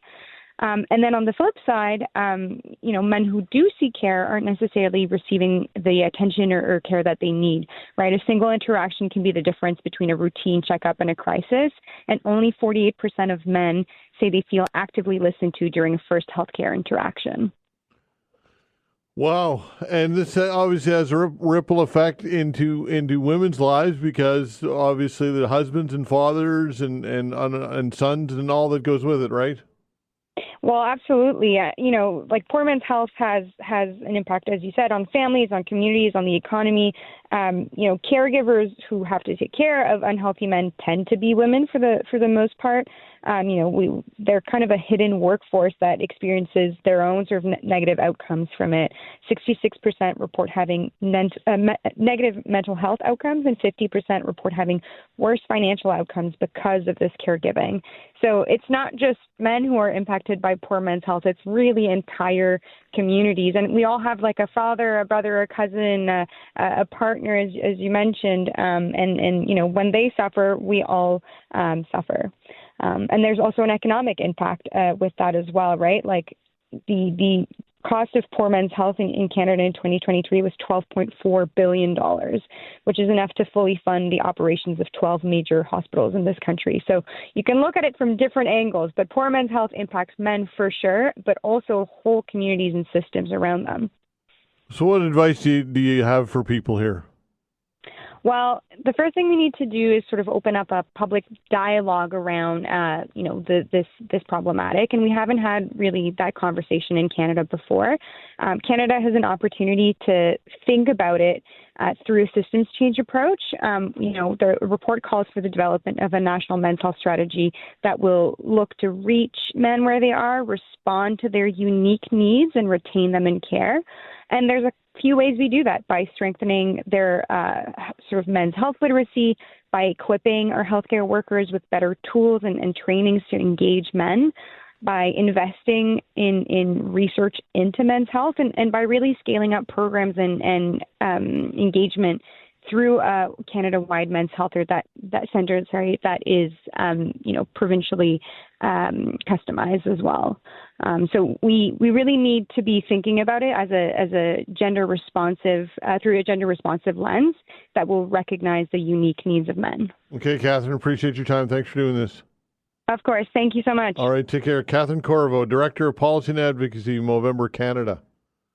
All right, it's Mortgage 101 weekend. Time to tee it up with Clinton Wilkins, our mortgage guru. Clinton, thanks for joining us, and we have a great show as always, eh? We do have a really good show, Todd. I think this season it's just we've brought on so many new people on, which has made it really interesting. Yeah, for sure. Mortgage 101, by the way, airs airs this Saturday and Sunday from is it 11 till 12? I always screw up the time. Is it 10 or 11 or 11 till 12? You'd think I'd know this by now. It's 11 to 12. Right, 11 to 12 both days. And so tell everybody about our guest. Okay, we had a really interesting guest on, Todd, and I learned a lot from this guest as well.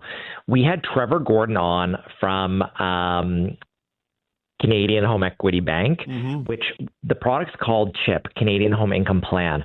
And the product is geared towards seniors. And as you know, there's such a big portion of the population that's aging, Todd. And oftentimes a senior, their biggest asset is their home.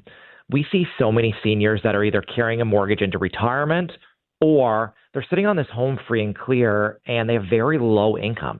Sometimes they're surviving just on their CPP and their OAS, but they're sitting on this big asset that they, can't leverage or don't understand how to, make that equity work for them. So we really hear from Trevor on what some strategies are in retirement to, better keep you in your home and improve your financial position. I think one of the stories that we talked about was, a senior that had a mortgage and that was paid off. So they got rid of their mortgage payment, but is now also getting a monthly payment in from this plan as well. So they're basically almost using their home like a pension. Yeah, and it's pretty complex, but I think that he does a great job of really making it quite simple for people to follow, and definitely a must for anybody who might be in that category of somebody who's sitting on some equity and doesn't have the income that they would like. It's a must listen, obviously, I think, right? I think so. And I think it's even if you're not in that retirement age, but you do have parents that are retired, it's a good show, I think, to listen to and to start having those conversations, with our parents. Really, we want them to live the best possible quality of life, and we want them to stay in their homes for as long as possible. So I think it's really going to open up those conversations. And it's hard. It's hard to have sometimes conversations with your parents, but that old adage, your parents parent you, and then eventually you start parenting your parents. It'll just hopefully make those conversations a little bit easier, especially going into this Father's Day weekend. Yeah, for sure. And of course, we had a fulsome conversation about credit and this in the wake of the Nova Scotia Power cybersecurity breach, of course. But always important credit, right? Always an important discussion when it comes to mortgages and people's finances. Absolutely. Credit's such a big cornerstone in people's lives in general, just not even mortgage lending, Todd. Credit can impact you getting a job, getting an apartment, getting, access to credit cards or lines of credit and, buying a home, obviously. It's very important to monitor your credit. And, I think when we go through a big situation like this data breach with Nova Scotia Power, I think it just brings it close to home that we do need to make sure that we're keeping an eye on our finances and on our credit. It's just really important. Yeah, and of course we get into all types of other we have all kinds of fun as well, and it's always nice to have a little levity, right? Which we do. We have some levity on the show, which is important. It is, yeah. And I think that it's really all about education. And we've received a lot of feedback over the years from people that, may never want to get a mortgage or don't own any real estate, but it's really a very interesting show. And we talk a lot about things that are even in the news, which I think is really interesting. Yeah, for sure. And for those who can't listen to it, either Saturday or Sunday from 11 until 12, there are other ways they can consume it. Just let everybody know all the ways that they can digest this show that we do. 100%. Yeah, 100%. So after the show airs, it is available on our website, which is at teamclinton.ca/radio. We also turn it into a podcast. So anywhere where you would normally get your podcast, like Spotify or Apple Music, you can stream our show. And it's also on all our social media accounts, whether you're on TikTok or Instagram or X, you can see and hear and listen and read our show. So however you want to consume it, you can find it. Yeah, but it's always fun to listen to it on the radio, right? Whenever possible. I think the radio is the best. I love listening to us on FM or even on the news radio website. Right on, Clinton. Always great, bud. Look forward to everybody tune in tomorrow and Sunday Mortgage 101, your guide to home ownership. Clinton, thanks again. We'll do it again. Thanks, Todd. Have a great weekend. All right, take care. Clinton Wilkins, our mortgage guru. Again, Mortgage 101 goes on Saturday and Sunday from 11 until noon. Stanfest. This is the 28th edition of the festival is set to go this summer again. We'll chat about this when we come back. At the Stan Rogers Folk Festival, the 28th edition of the music festival takes place in Canso from July 21st to the 27th, featuring folk, country, blues, soul, gospel, pop rock, and bluegrass artists. Joining me to discuss all this is Steve McIntyre, the artistic director with Stanfest 2025. Steve, thanks for joining me here in studio. Thanks for having me in, Todd. All right, so 28th, you guys are getting long in the tooth here, eh? We are. We're getting old. Yeah. Yeah. All right, and I guess tee up some of the things that you'd like people to know about. First of all, yeah, I mean, Stanfest has grown from the first bunch of years. It was a weekend camping festival. Now it's a week long, so we've got sort of a small halls approach concert series that kicks it off, called the Stanfest Roadshow. It takes place right across Guysborough County. And we have a big Thursday night show featuring the John Prine Band with a bunch of great artists in front of them, doing John's material in a celebration of his life and his work. And then we have our typical and traditional weekend camping festival running Friday to Sunday at the recreation grounds in Canso, and that's the one that people have been coming to for 28 years now. So. Wow. And of course, you get some fairly big names coming here this year. Let everybody know about some of the other artists. Yeah, absolutely. We've got the Stanfields coming in. We've got Sloan. We've got Adam Baldwin. Yeah. For some of the diehard folkies, we got Valdi. Doesn't get any more iconic than that. Right. Valdi's still doing it, eh? Still at it, and still amazing, and one of the nicest gentlemen you'd ever want to meet. David Francie is coming this year.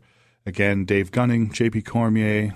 We've got Mick Davis coming from Newfoundland, bit of a Swiss Army knife. Yeah, Mick is. We've got Mary Frances Leahy. We've got there's so much, Todd. It's tough to list them all out in succession. But sort of the what I tell everyone is to check out our website at stanfest.com.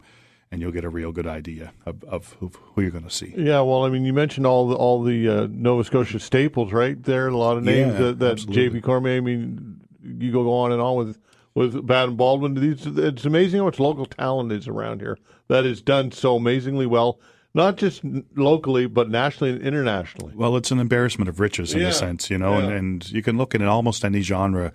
And the East Coast in the Atlantic region is so well represented. Amazing performers, amazing songwriters, artists of every stripe. I mean, there's such great examples. It's easy for in a sense. You don't have to dig too deep, and you find all this gold.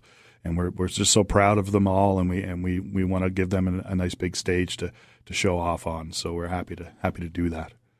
All right, for those who attend generally, the demographics, it's probably a wide swath of people of all ages and backgrounds, I'm sure, right? Yeah, absolutely. We've got people there, from I always joke and say there have been babies born at the festival, but and I'm not far off, I mean, Troy and Jenny, the founders of this festival, their daughter just had a brand new baby last year.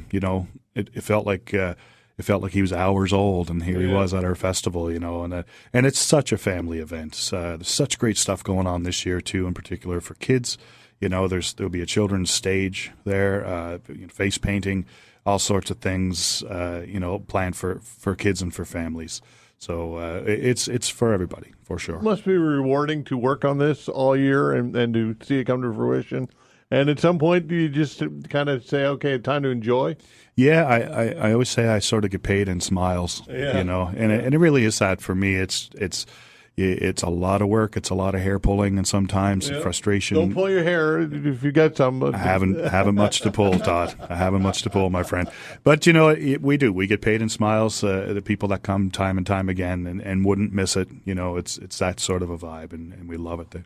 Yeah, for sure. And so, again, when it comes to the organization of this thing, it must be a monumental task to pull all this together and to align everybody's schedules. We know summer is a busy season for artists. So how challenging is it to make this happen and to make it what you really want it? Well, it's a year-round endeavor. We do a fair bit of traveling to scout this talent, to see who's doing what and when and how they're coming, how things are coming up, and casting the light on the right sorts of things. But as you mentioned, it can be a scheduling nightmare, and we do our best just to fill our roster up with the sort of the best options that we think. And we take particular pride in introducing artists and new music to people, especially stuff that you wouldn't typically see on the easternmost point of Nova Scotia. So, what's this mean to the local economy? Obviously, it's huge. It is. It is. We really see it trickle down and trickle throughout Guysborough County.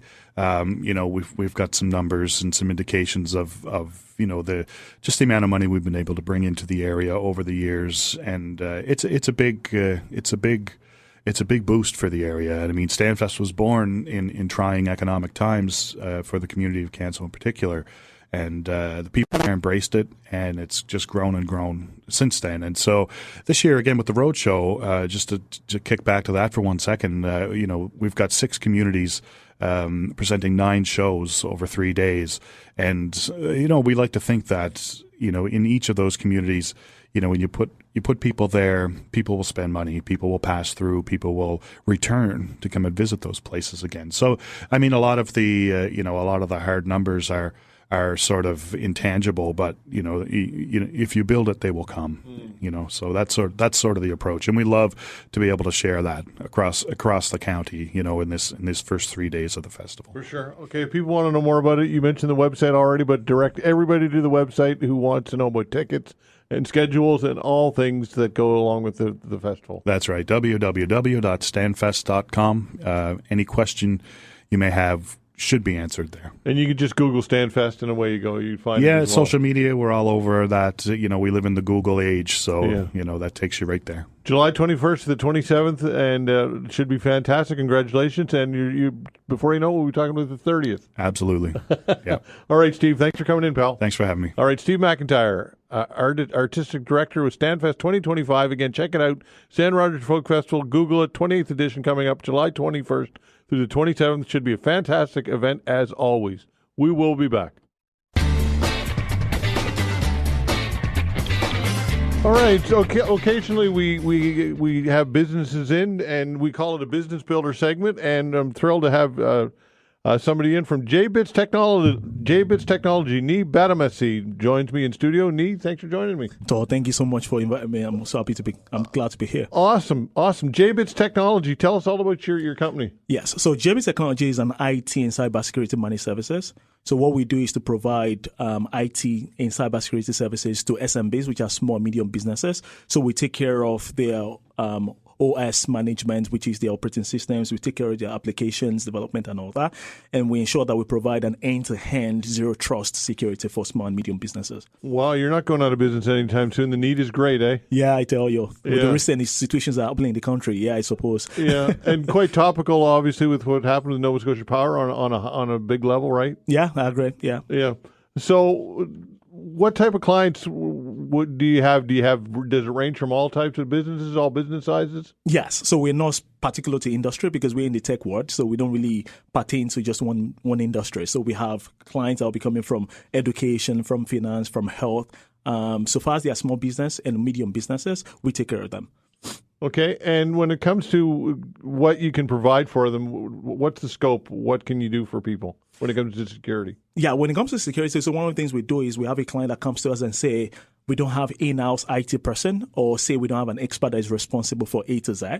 We go in, we do an audit, and from there we're able to tell them that you need this service for, say, system management, for applications development and maintenance. But what we do from a tier point of view is that we aggregate that into a single package, which provides an end-to-end cybersecurity management. And what that does for them is to ensure that we're able to identify whoever that is able to log into the system. We can log it, we can monitor that. We're able to detect if there's an intrusion that's happening in the organization. We're able to stop it, and we're able to provide responses to ensure that doesn't happen, or whatever they take out of the organization is not useful for them.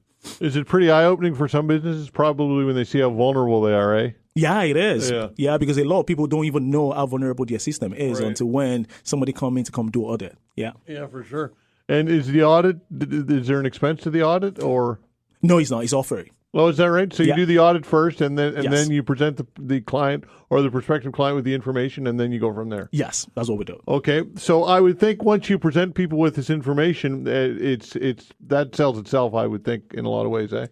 Well, good question. Yes and no. Yeah. So because one thing about SMBs has always been IT budgeting, right? Mm-hmm. So a lot of them will tell you that we are clocking on budget for the annual level, and they can probably spend an overhead to employ. So what we tell them is we are a shared SMBs money service provider. What that means is you've got an average, say, annual level of $16,000. Which covers everything that you can think about from an SMB, right? Yeah. But a lot of them will say, okay, we've got this vulnerability. We understand the need to be able to secure an environment. $16,000 annual, which I'm not saying that's the amount. I'm just giving a cost on that. Yeah. To be able to say, okay, that amount, it's visible from a budgeting point of view, so we go with that. Mm-hmm. And a lot of them would probably do not have the knowledge when it comes to cybersecurity, or probably they do, but they don't really care, right? But now with everything that's happening with the world, with Scotia Power and the rest of that, their eyes are getting open. They're getting to ask a lot of questions of, are we secured? Spending a $16,000 is a better annual than waiting for us to be attacked, right? Yeah, yeah. It's the old adage: you can't afford not to, right? Yeah, you cannot. I mean, the last thing for you want to be able to for clients, you want to give them the security and the peace of mind, knowing that you as a company are doing everything you can to protect their data. That's paramount here, right? Yeah, it is. It is. So, which is one of the reasons why we also need to be protected from insurance point of view, and we also need to make sure that we partner with vendors who are top tier.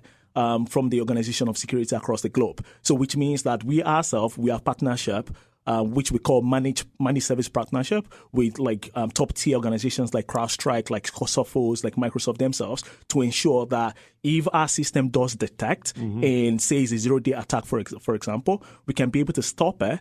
If we cannot go extra mile to be able to contain that, we can have them invited over immediately, which is we have 5 minutes SLA for that with our tier providers to be able to jump in. How do you what technology do you use? Is it open source, or do you pay for the software, or because I would think it'd be very complex and expensive from your perspective as well, right? To provide it is. But I will tell you one note, right? Open source that is under an open source license is mostly the most secured. Is that right? Yeah. That's one of the reasons why you compare Linux with Microsoft, right? Yeah. So Microsoft is not an open source operating system, and it's one of the most volatile, most bugged system in the world. Right? And you've got your Apple product, for example. Your Apple product, which is your Mac, is built on Linux, right? And that's one of the reasons why Apple sells security, to tell you that their system is the most secure, because Linux is actually open source, because the built on that is actually better off, right? But again, when you're looking at it from how do we go about it, everything is licensed. So we pay licenses to our third party because we do have partnership with the vendors. So it comes to us on a low cost point of view.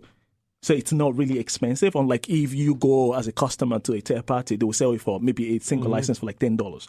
And to us would be maybe $5. So it's integrated, and because it's a shared license to all our clients, we can easily contain the cost. Well, so if somebody's listening right now and they're interested in all of this, how do they get hold of you? They just go to our website, which is jbtechnology.ca. So it's jbitstechnology.ca.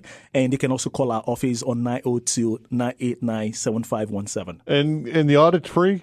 Audit is free. So there's no risk, or there's no harm. I mean, find out, right? Not at all. So just ring us. We come in, we do an audit, we give you the report, and there's transparency in everything. And the size of the company doesn't matter either? It doesn't matter. Large or small? Large or small, it doesn't matter. Very great, very great. So JBits Technology, JBITS Technology.com? .ca. .ca, there you go. Okay, jbitstechnology.ca, and the number again? 902-989-7517. Nee, it's been a real pleasure, my friend, and thanks. Welcome aboard. I'm a fan of Todd. Thank you so much for inviting me, and I will always love to come back. Thank you so much, Todd. All right, take care, pal. Thank you, man. That's Nee Badamesi, owner of JBits Technology, and sounds like he's got a great company there. And we'll be back with Alistair Alders in Sports. We'll be back. All right, time to chat weather with our weather specialist, Alistair Alders. Alistair, no boozer hisses. Yay! But that said, no applause either. No applause. So kind of a meltdown. We're making progress, I guess. Okay, it's better than it's been. Yeah, better than certainly the last several weekends now, but we need a full weekend, I guess, of no rain at all. Before you get applause. Before I get the applause. That's Okay, right. I'll take it. That's right. So tee the weather up for the weekend, if you will. So, I mean, we have a ridge of high pressure that's going to be building in, and really that's going to do a good job of keeping the weather fairly quiet. But it is battling a trough of low pressure to the south and some instability in the atmosphere, just enough to trigger a chance for some pop-up showers Saturday afternoon to the evening. So it's nothing too widespread, nothing significant, but obviously the chance of a shower for some is still a chance of a shower. So a bit unfortunate for the timing, but the weekend is not too bad. It's otherwise sun and cloud tomorrow. Temperatures are going to be cooler than where we have been this week, in the high teens generally, near 17 tomorrow. And then a solid mix of sun and cloud for Father's Day and up to 19. So the weekend is certainly not bad. Yeah, that's Plenty not bad. of opportunities for sunshine. Nice and even golfing weather. Nice golfing weather. Yeah. Just have to watch out for a chance of a pop-up shower. And the chances are, especially farther west you are in the province, but they can't be ruled out here in the Halifax area either. And I mean, look at last weekend. It wasn't too bad. Most of the rain fell as expected Saturday night, and it didn't turn out to be too bad of a weekend here in Halifax. But yeah, looks like keep an eye on the sky, or at least have a radar handy Saturday afternoon to evening for a chance of these pop-up showers. All right, let's peek ahead to next week. So next week, it looks like temperatures will start to moderate back to where we should be for this time of year. Early in the week, we're back to near 20 degrees on Monday with a fair amount of sunshine. Still watching we had somewhat of an unsettled, and when I say unsettled, the last few weeks, most of the weather during the week was fine. This past week, we did have a bit of that unsettled weather occurring during the week. Yesterday, we had quite a few areas that got into some severe thunderstorms over northern and eastern Nova Scotia. So the opportunities for a bit of unsettled weather returning during the middle stages of next week. But overall, it's really not looking like a bad outlook overall. Nothing too significant, at least in the short-term forecast in terms of rain. Okay, and Environment Canada has released some predictions for the summer, right? Yes, we've been talking about summer outlooks for the past bit, and they put out their official outlook earlier this week, and they're predicting warmer than normal summer for much of Canada, including here in Atlantic Canada. They're predicting that it could be drier than usual. We've talked about this, that there's been a bit of not a consensus on whether it would be wetter or drier than normal. Some agencies are expecting it'll be wetter than normal. Some are predicting it will be drier than normal. And as we know, rainfall amounts can be incredibly localized in the summertime. So the verdict on the temperature is pretty solid, that it will be, above normal on average through the summer. But the precipitation is still, it could go really, I think, either way in terms of, maybe we do end up on the drier side. We have been unsettled, but, rainfall has been somewhat, we have had several months where we've had less precipitation, even though it's been somewhat active. We obviously made up quite a bit of the deficit in April and in May, but it looks, it's like I said, precipitation in the summer very, very localized. Mm-hmm. It can take just a couple of afternoon thunderstorms to get to the 80, 90 millimeters we see, in a typical month of July or August. So it could really go either way. It's really going to depend if that Bermuda high can move in and sit close enough to steer most of the weather systems to our north, or if it's going to sit a bit farther to the west, and that could allow it to be a little bit more active. Okay, and of course the clouds have been a little clouded with smoke, as the term that you use, aloft. Yes, aloft in the upper and it's important to note that, because for some areas this wildfire smoke is present at the surface and is having impacts on air quality, especially obviously in and around those provinces where the fires are burning in, northwestern Ontario and the prairies, but even southern Ontario and Quebec and Labrador times they've had reduced air quality at the surface because of this wildfire smoke. But, for the most part, because it's traveling from a far enough distance, it's getting into the atmosphere, the concentration is able to thin out a bit, and it's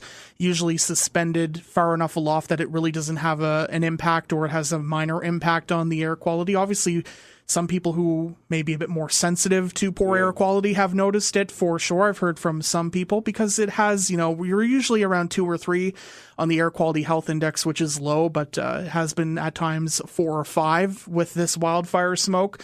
But, for the most part, it's really just been leading to these what looks like a gray or hazy sky.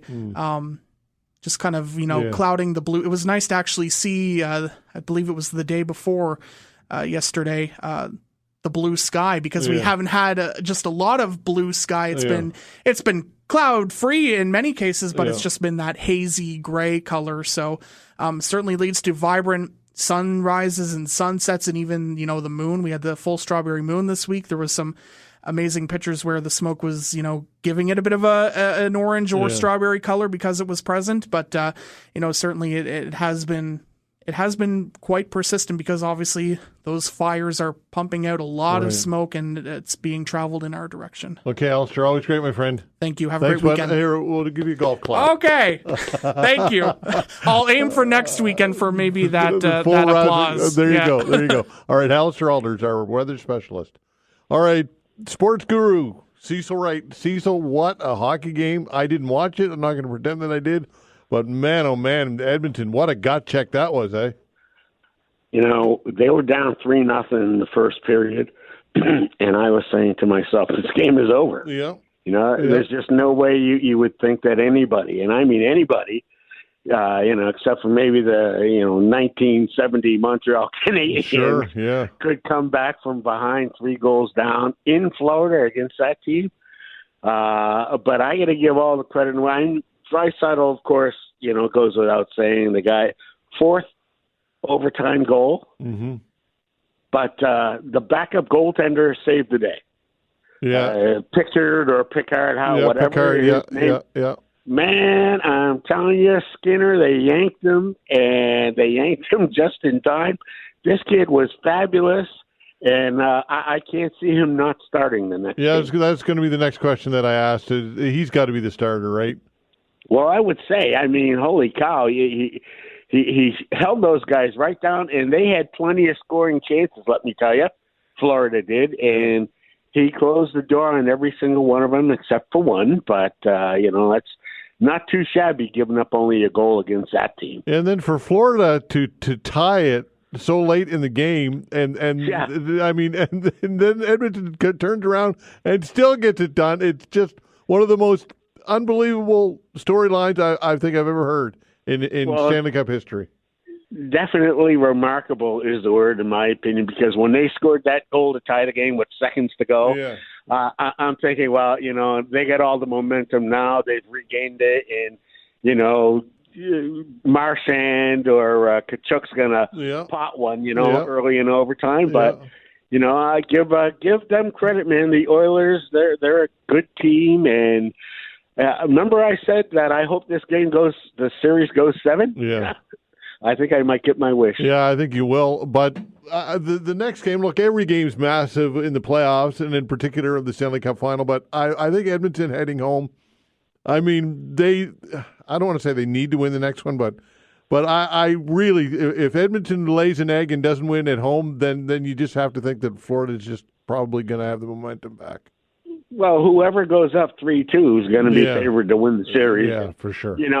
And you know what? The other thing, too, and this has been the way for the entire playoffs, not just in the NHL, but the NBA, too. Yeah. Home court advantage means nothing. Nothing. Throw it out the window. Means nothing. That's right. The best players rise to the occasion. They don't care where they're playing. I believe that. What are your thoughts? Oh, absolutely. And I'll tell you, they have really clamped down on McDavid, man. He has no skating room whatsoever. But still, he's chipping in. He's playing solid defense, and he's trying to find Draisaitl at every opportunity. Yeah, and that provides ice time and ice space for somebody else, right? Well, that's right.